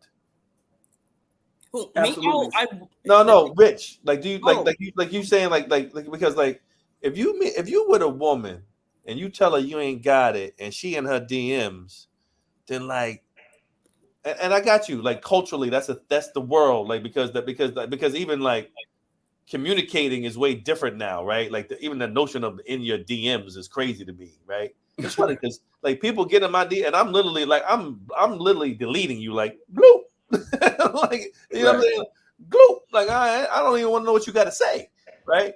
But like because the reality is they are good women. They do exist now. They're not unicorns. They exist. Like, are we maybe in the wrong? Like, where are you meeting these women? Are you in a club in Atlanta? I'm just asking for a friend. Thanks. That's why this conversation has been so good for me tonight. This has almost been therapeutic for me because I'm listening to y'all and I'm thinking to myself, you want something better.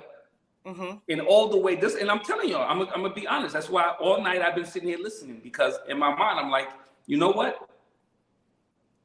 These dudes are like mind. Like these are dudes that I looked up to coming up. I aspired to be. So with that being said, you say, okay, we are of like mind. I want to be where they are. I want to be able to find the things that they found, because that would probably make me happy if it's what made them happy. But then you have to then I look back and I say to myself, well, maybe I am looking in the wrong places. But it's so convoluted now that I don't even know where the right places are, because you're not allowed to go to church anymore. You're not allowed to go to Starbucks anymore. You're not allowed to go to bowling anymore. According to who? Well, that's on the list. They all on the list. I saw the list. I saw the list. So now, tell them they're on the list. Off of a list that one female put out. Not every woman in the world went ahead and signed this petition. This is the list, and that's it. You're basing your comments off of that. If you ain't willing to go wherever I want to take you, then you ain't it. If you ain't willing to wherever I want to take you, that list, some of that stuff on the list is true. I do believe in that. I do. Hold on. What part? What part? I'm not gonna go bowling because I'm gonna chip my nail. I just got my nail done to go out. Okay, that's a fair. Bowling is a great date. Bowling is amazing. No, but you gonna chip my nails. That's fair. That's fair. I'm not trying to break my nails. No. Then on the list they had a thing about zoom in I'm on not the doing list. church on the first date. Why? All right, I'm gonna try to zoom in. Keep talking. I'm not gonna do church on the first date, and that's simply because I don't know what kind of church you go to versus the church I go to. This needs to be a conversation. Not everybody church is the same. Some people are Catholic. Some people are just spiritual. Not everybody believes in the same thing. And I don't want to sit in the Baptist church for 3-4 hours. I'm sorry to all my family members that I love out there. I'm not sitting on Baptist church for 3-4 hours hungry because we want to be in church just to prove what? I'm not doing that. And in church, how are we talking? How am I getting to know you? I know this is your spiritual side. I get that. I get to see how you are and how you interact. I get that. That could be a date down the line, but not the very first date. No. Another thing on the list was hookah. I wouldn't do that because I don't smoke at all. But that's something that you really, truly like, that we could do it, but do it outside. We can't be inside, and I'm like, in all that, I got to inhale. No. And then the last thing was that I said I wouldn't do is the buffet. And the buffet is only because you got to realize some people like me have autoimmune, and doctors are telling you not to go to a buffet. That's the worst thing you could do, those who have autoimmune diseases. So other than that, Cheesecake Factory. You go with fast food? You go with fast food? Yeah, I do fast food. You go with that? And some of these fast foods I never been to. Like Olive Garden. The salt level is too high at Olive Garden. That's too. No, I would do the Olive Garden because I love the bread. And I'm taking some bread with me. What's the problem? Well, and I know Rich mentioned Mr. Childs. And let me tell you about Mr. Childs. First of all, I love Mr. Childs, right? Some of this stuff is like, but what's the problem if the woman says, all right, you go on a date, the date is cool. Eventually down the line, y'all start exchanging dates. She takes you, Rich, to Mr. Childs. Now what? Nobody takes Richie to anywhere. Well, Richie, you are choosing the wrong women, darling. I hate to tell you that. Nobody takes Richie anywhere. There's certain. No, you remind me of a guy I dated one time. We was in the club and I bought him a drink and he was so shocked. And I was shocked that he was shocked. And he was like, and I was like, why are you so shocked? He was like, because no one buys me a drink. You offered me a drink, I would have got on one knee and probably proposed to you. Where are y'all meeting these women? Like I have no idea where you're meeting these women because my friends and I run into women who I'm sitting in the club talking to Jamil, talking to whoever, and a woman walk up to me and say, I'll have a 42. And I'll be like, I'm good. Now I'm all kinds of broke niggas and I'm on the internet tomorrow. Rich Dollars broke ass couldn't even buy me a shot of 1942. Yeah, so that's the Richie D experience. Well, that's why I'm scorned, traumatized, and just broken from this whole thing. And it's not just me. I'm not saying it's me. Not just you, but I'm saying this is the world we live in. And when Jamil says that those women, it's the places you go in the world. Nah, yo. When Jamil says that good woman isn't a unicorn, it's not a unicorn. Bro, I think she might be. I can give you a whole list of women who are my friends. You need a referral. You need like somebody. You need somebody's wife's friend. That's where I need to be. Matter of fact, you know what, That's question I would like to exactly ask? where I need to be. Sean, you said a few weeks ago that you know a lot of good brothers. What I want to ask for all the good women that's been on following the show, been on the show for a long time, why can't you throw those brothers in an event and us sisters could go to it and we go all mingle and see and meet each other? So You know, hold on, that's before Sean, hold on, before you answer that question, Sean, you clearly just acknowledged that we have the same problem. I didn't say we had the same problem. Who said I said that? You just did it when you said for you to when you just I by said virtue of you saying group of by brothers virtue in the of you same thing. I asking didn't say Sean. I had a problem and I thought all men No, was a certain listen to way. what I'm saying to you. Okay. By virtue of the fact that you just asked Sean to round up all the good niggas we've been talking about for the last year and a half, Yeah. and put them in a room, Yes. so you good women could find them. Why is that any different than anything that I've been saying in the last 15 minutes? Because I'm not saying they don't exist. I'm not saying it's hard. I'm just saying it'd be easier if they all in one room instead of me going out on dates and stuff. So where are you going out on dates? He's Where are making you going out? Where are you going out on dates? I haven't been going out lately because I was in a relationship and I needed a break once the relationship didn't work and give myself time to heal. I give myself time to heal in between. Now I'm coming back outside. Okay. That's what I believe. I've been engaged. That didn't work out.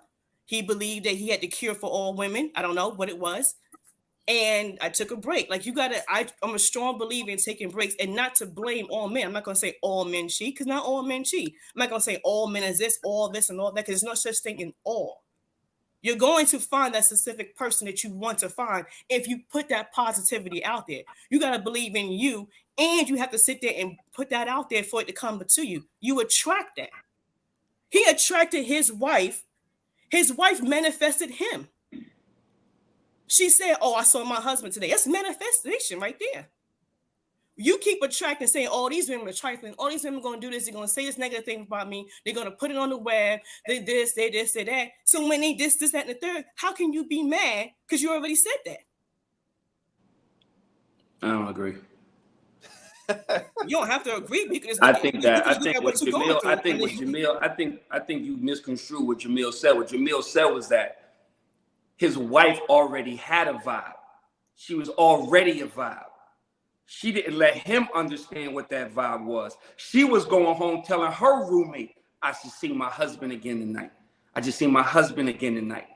But for him to be interested in him, for him to be interested in her, for her to be interested in him, there was a vibe. So later on, you go and you find out that she was actually way more interested way earlier than you ever thought she was. And that's nothing wrong with that. Versus today's relationships or today's getting to that point.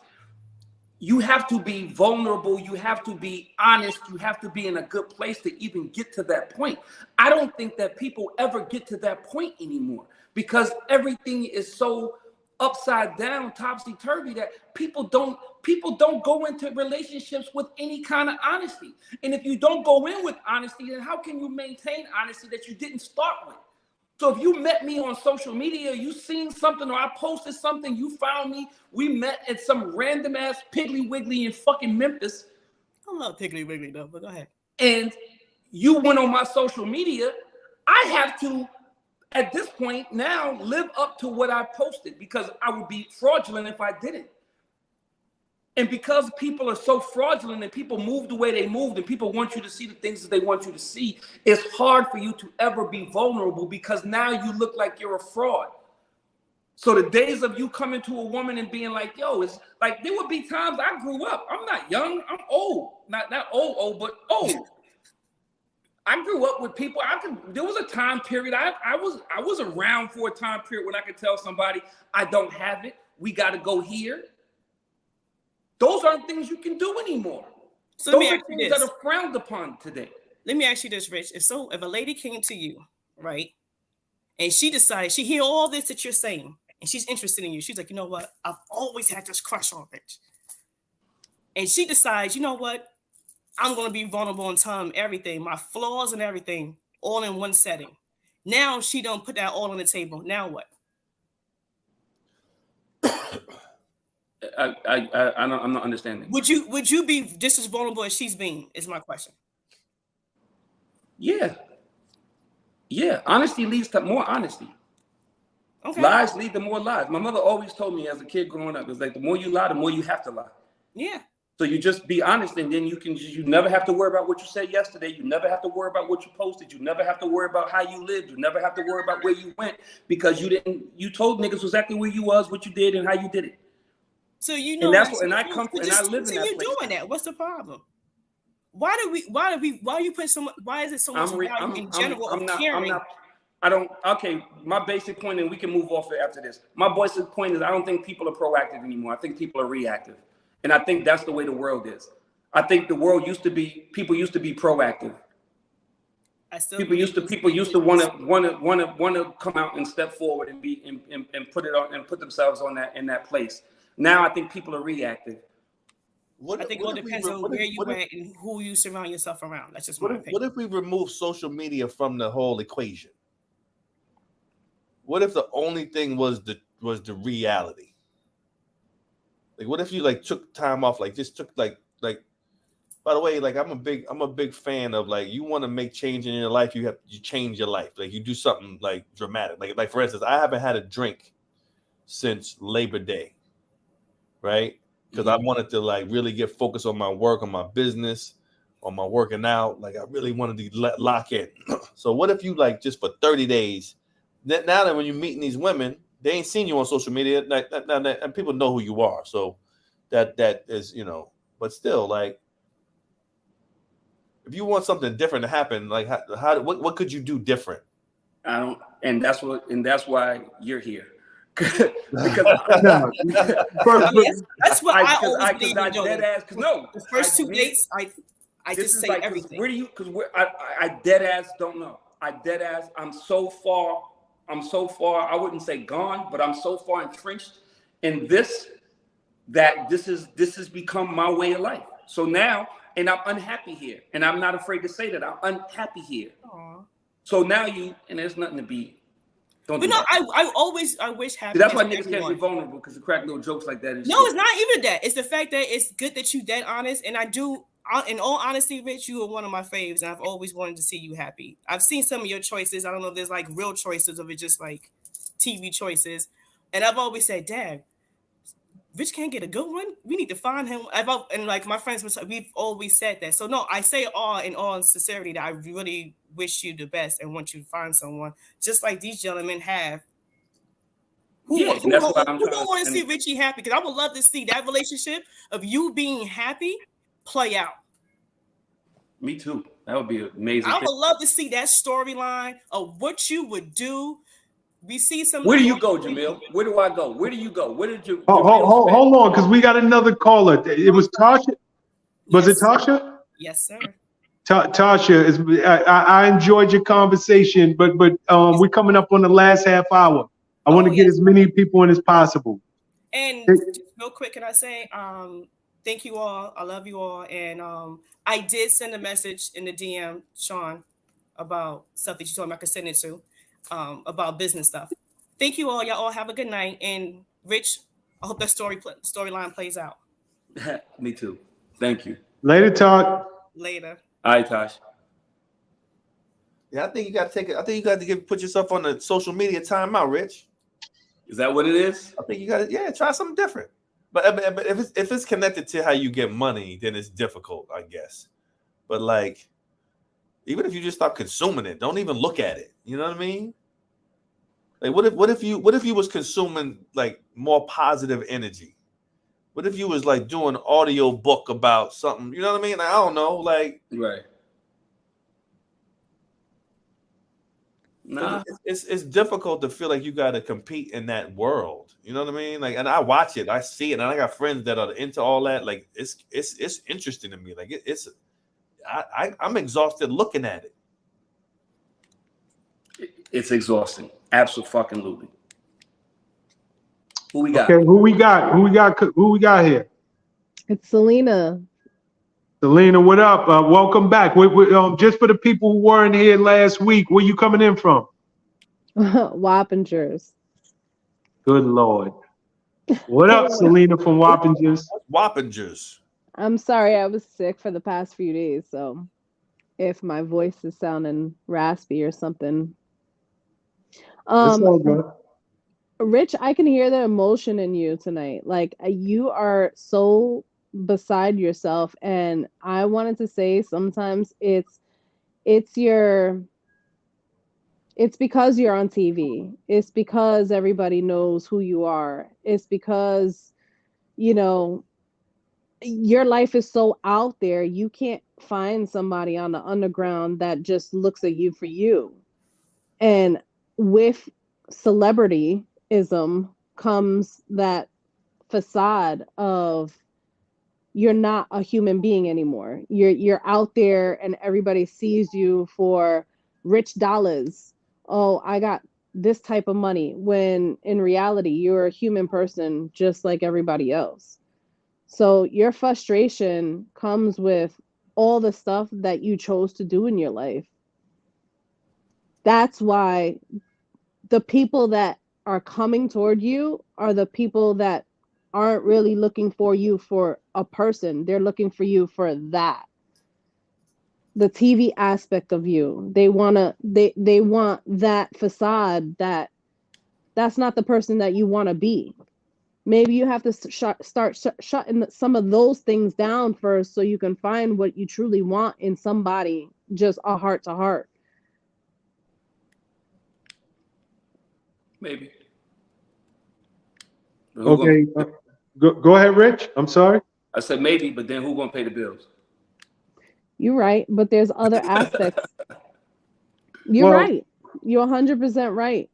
But there's other aspects of that. Like look at Diddy, look at all these other people that they went into the limelight and then they're focusing on other things. They're dwindling off the limelight so they can start, like Jamel, I believe it said, like start books, start podcasts, start different things to that effect where you're not so in the limelight, where people actually see you for who you are.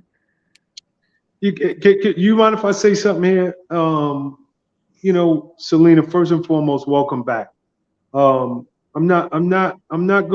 don't agree with you. I agree with you to an extent.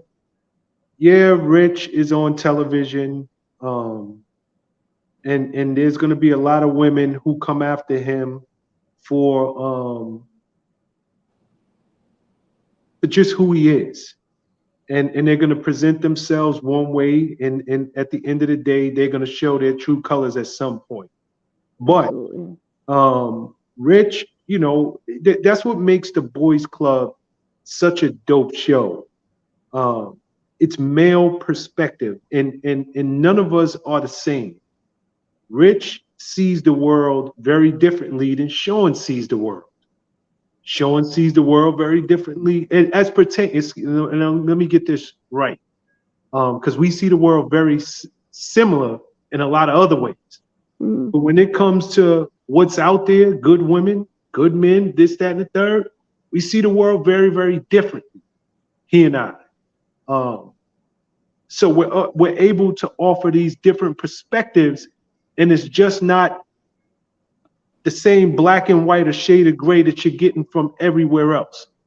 But here's what I will say, because I've been listening to Rich, and I've been staying quiet since that last segment.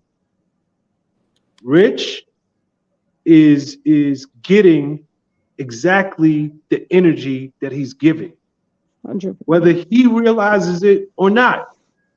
He is telling himself ain't nothing good out here. It's a bunch of chicks that if you tell them I ain't got it, they go into social media. And they're going to their DMs. And there's gonna be another nigga in the DM telling them what they got that he ain't got. Well, guess what? From day one, I've been telling my girl I ain't got it. Day one. That's my line. I ain't got it. Period. And the bottom line is, Sean believes that there are good women out. Matter of fact, I don't believe it, I know it. They're good women, just as much as I know they're good. Rich is a good woman. I mean, a good man. Good man. He's a good dude. We could all see But- that he is, but he No, just Rich chooses is the a wrong damn ones. good dude. But the nigga is in the hookah bar. The nigga is fishing in the wrong pond. And You can't. yo, it's just you gonna get if I can't go fishing for catfish and I'm in a pond that only got snapper. It doesn't work like that. It doesn't. So when you say it's because he's on TV, well, guess what? Boris Kojo, as handsome as Rich is, Boris Kojo is a handsome guy. And him and Nicole Ari Parker been together for a hell of a long time. Jay-Z, he somehow he found Beyonce. And they with the ups and the downs and the rockiness and this, that, they still going strong. Mhm. The celebrity, you can find a good woman. Do you see what you're doing right now, though? What am I I was doing? just about to say the same thing. Do you see what you're doing right now? Jamil, No. how long have you been married? 15 years. Boom. Press, how long you been with your girl? 18. Boom. Boris How long Kojo has and Ari Parker. How long they been Beyonce and Jay-Z been together? Jay-Z and Beyonce. Do you They've understand? been married for 14 years. Yeah. Do you understand what I'm saying now? They're back in a time. Yes, I was. If you are going to use this as your way out to say that there's no good women, then there's never going to be good women. There's never going to be. Yeah, but I can tell you. Yeah. Go ahead. I don't know. So who was about to say something? We love you and you are our brother, so we got to give you the tough love. First of all, if you there's some obvious signs here, right? So let's start with the fact that if you think that women only want you for what you can get, what you got, but you going by the name of Rich Dollars, then Thank you. You I just said this.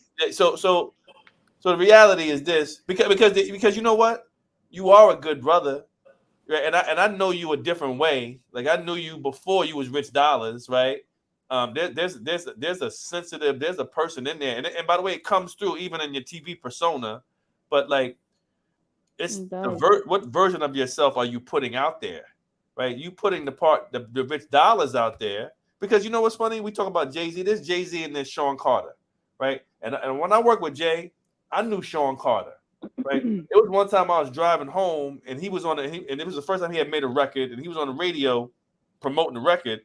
And the way he sounded as Jay-Z was so different. I was like, damn, this nigga sound different. Like I never hear that ain't the cat I be hearing in the office. That ain't the guy. Like, so like, there's a persona that you choose to put out there, and what you're getting is a reflection of what you put out. What's your real last name, Rich? Trowers. Rich Trowers could find him a good woman. He could find him a good woman because you got it in you. I know it. Like when I just seen you in Atlanta the other day, and we was at Nobu, and the conversation me and you had, right? You wasn't Rich Dollars. You was Rich, my man, that I known from back in the day that was working with us at Blue Flame. Right? That's the Rich. I know you as that. The persona that you put out that you feel like you gotta perpetuate, because if not, you ain't gonna be able to get money. I'm gonna tell you, listen, the most successful records Puff has ever made are the joints where he's vulnerable. I need a girl, right? I'll be missing you. Whatever, like that, those are the moments for all the bravado that guy got. That when he's most successful is when he is vulnerable. When he talking shit, you're not as interested in that. You know what I'm saying? Like, you get what you put out. It's a reflection. It's a reflection. Your energy. That good guy Rich could kill him. Because women also like a little edge. So the fact that they know you got the dollars in the trunk, they rocking with that. But they want to know the other Rich. And that ain't in the hookah bar. Oh man. That's not the one that you screaming at in Santana either. We don't like that rich. Mine We was like like 13 years. we like the nice rich that actually shows his heart after half the time. And I'm Well, telling you, like I said, as far as like what I said, what people want to see that. yes, Shit. we want to see the TV personality, but we want to see that type of personality too, because we see through that shit. I'm sorry, I don't even know if I can say that word. I'm sorry, No, but as far as that goes, like we can see through it, but you don't give it. Especially on this podcast that you've been doing for the past 4 weeks that I've been watching, I hear all of the anger that you have inside of you because of what you see out there and the people that are coming at you. But I really do feel that it's just because of that TV personality. They got to see the other side of it, or they got to be willing to look at the other side. Even though you feel that you might be giving it off, sometimes you stuck in that rich dollars thing. That's just how I feel. Because I'm not on those dates with you. I can't tell how you acting with these chicks or whatever have you. I'm just telling you how I feel or what I see from when you're speaking. Interesting. Have a good night, guys. Thanks, JB. All right, JB. Selena. Yo, but yeah, Rich. You know, at the end of the day, you and me, you have educated me, and this show has educated me, on a brand new version of woman, an evolved version of woman that is out there. But like I tell you every week. But hold on, Sean, before you go any further. Mm-hmm. As much as I've told you about that woman, and I told you about that woman in one-on-one conversations. Yep. By way of us doing this podcast, you have experienced it now for yourself. Yes. Now that you've become more savvy in the social media world, because you used to not want to fuck with social media. Yep. But now that you understand that this is, I got to go out here and see what's going on, you're starting to come to my train of thought. So I don't understand how this is, you're saying that this is not the norm. Like, I've always said that there are good women out there, but I've always said that there used to be good women were the majority. You think, well, most good people don't lie. Most people don't steal. Most people don't kill. But then when you start to acknowledge that, damn, there's a lot of motherfuckers out there that do. We might be looking for, it might be vice versa. The honesty might be the minority. The good woman might really be the minority. You and Jamil have been able to have long-lasting relationships that supersede this period of time to where I'm in this motherfucker by myself. You're married, for all intents and purposes, you're married. E. Dennis is married. Whatever. Get motherfucking Lou Tucker on here. And let's have this conversation. Okay. Again, here's where you and I are always going to differ. I don't care what social media tell me. I don't care how many stink chicks like that you can't take me to the Cheesecake Factory chick. I don't go to coffee. You can't take me out for coffee on the first date. None of them stink hoes do I give a crap about. like, and this is just the truth. But you can't convince me that they're the majority.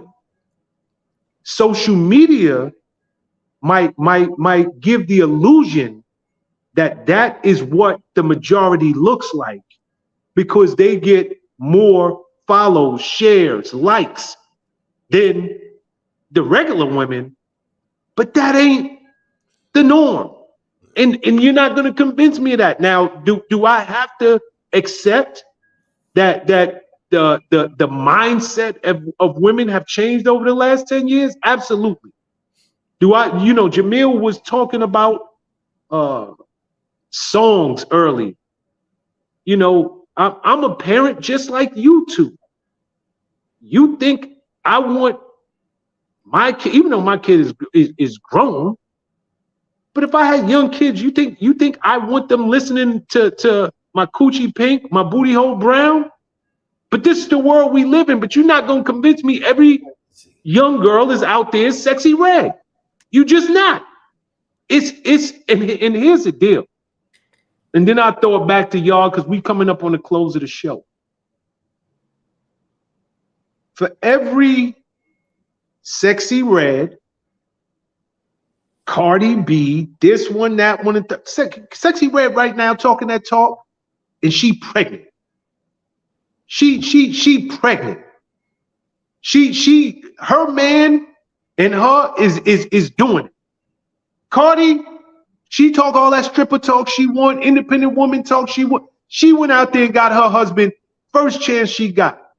All of this, no matter what, and it's and the reason you can't convince me, because you got Sierra making a song about independent women and married to one of the richest dudes on planet Earth because she wants to be trending and she wants to be relevant instead of just saying, forget independent woman. The way I got this nigga is because I was submissive and because I was willing to be his everything woman so that he didn't have to look outside of me. But instead of doing that, she decided to make a record called Independent Woman. Come on, man. Don't let social media fool you, Rich. It's a lot of good chicks out here. And I stand by that. But it's back to y'all. Go ahead, Jamil. Yeah, no, I agree. Listen, I think what you get, what you get, what you give, right? If you create this persona, and I think there's something also to be said that about the market, right? Like the fact that these, even if you gave those great examples, Cardi B, right, Sierra, Sexy Red, like they feel like that's what people want to hear. So that's what they're giving you. They're giving you what people want to hear. So you're not wrong when you decide to commit to the market, to the algorithm, right? Like this is what it is.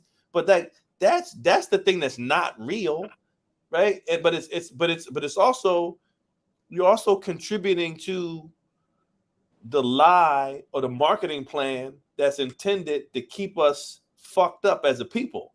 Like these disposable relationships have contributed to the deterioration of the Black family.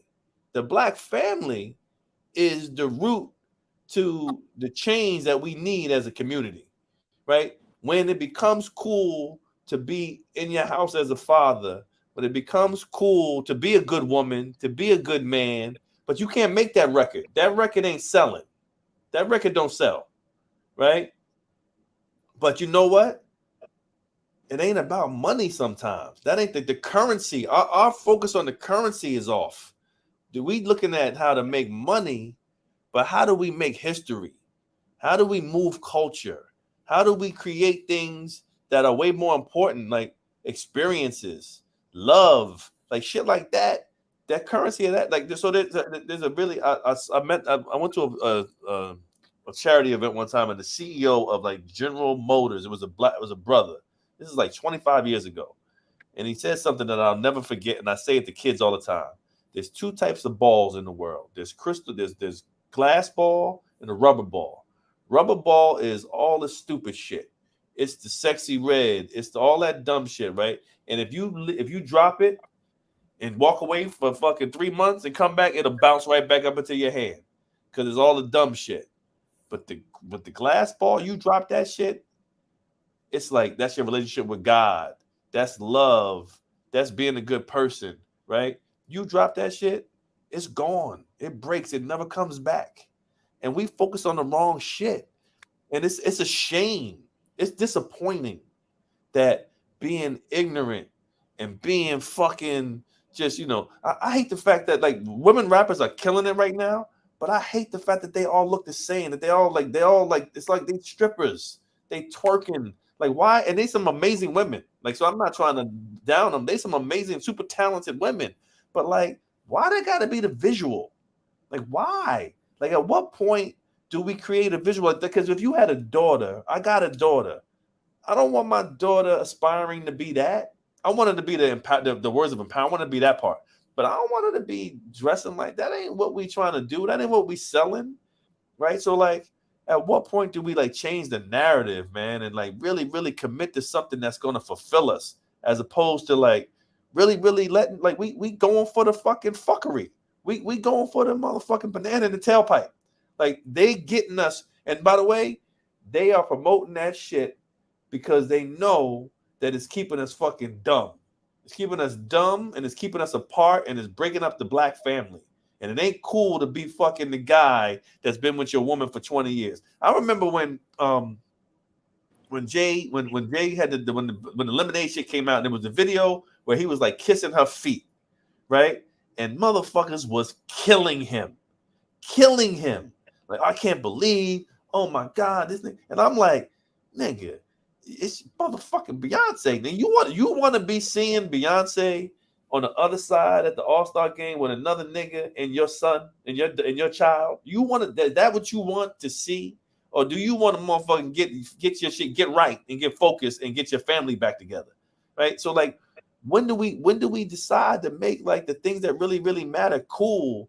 And then I think you'll see more good women, you'll see more good men. But like, there's this thing right now that we are submitting to that don't serve us. It don't serve us well, and there's no spirituality to it, and it's all intended to fuck us up. And we going for it. We like, that's what I'm trying to tell you. But my kids, I hug my wife and kiss my wife in front of this is my woman. And you need to go get you something like this. I never ever saw that growing up between my parents. I never saw that. My mom was single most of the time, right? I never saw that. So like, I'm trying to give my kids a different visual because I know it's important. Like, they're going to want to be like me, I hope, right? So that means who I am needs to be the best version of me. I need to be the best fucking example. So I need to know that anytime that if they happen to come on this show and see me talking here, that they can be okay with that. Like, oh, my dad, he's consistent. He's the same guy all the time. By the way, my wife right now is calling me for the first time. Where you at? It's first time. You know what I'm saying? But so I would say that, man, like, just put out the type of energy that you would love to receive back, because it's in you. But really perpetuate that. Focus on that. Richie D, you got the last word. Close us out. Nah, every once in a while, conversations turn into something else. And this conversation tonight actually was turned therapeutic, because it's listening to two of the guys that I came up looking up to, and it allows you to see that it really does that it does exist. So I value this. And this is why, and honestly, Sean, when me and you get on here every Wednesday, you be like, yo, Rich called me, the nigga be excited about getting on here. It's about getting on here because this is not the norm of what's going on out there in civilization. This is something that you can actually come on here, and I'm talking to my guy, and it's like you get almost like a lesson every week. And then this week with Jamil, and it's like this became therapeutic to me. So as much as I talk my shit and I do my Richie D or whatever, it's things like this that I want niggas to understand that they don't go on. This is not something that just goes lightly with me. This is not something that I just don't pay attention to. This is something that I actually take with me more so than a lot of stuff that comes across, the circumference. It comes across my desk. It comes across the television screen or whatever the case may be. So I thank y'all. I thank y'all for tonight. I thank the two ladies that came in with the conversation. This was a dope conversation tonight. It was fun. And like I said, it was therapeutic and it was a learning lesson. So next week, Wednesday, 7:30 p.m. Eastern. We do this every freaking week, 7:30 p.m. Eastern. It's the Boys Club. Rich Dallas, Jamil Spence, Sean Perez. We was here tonight. It was a great conversation. Thank y'all for listening. God bless you. Good night. Later, y'all. Jamil, thanks for joining in, kid.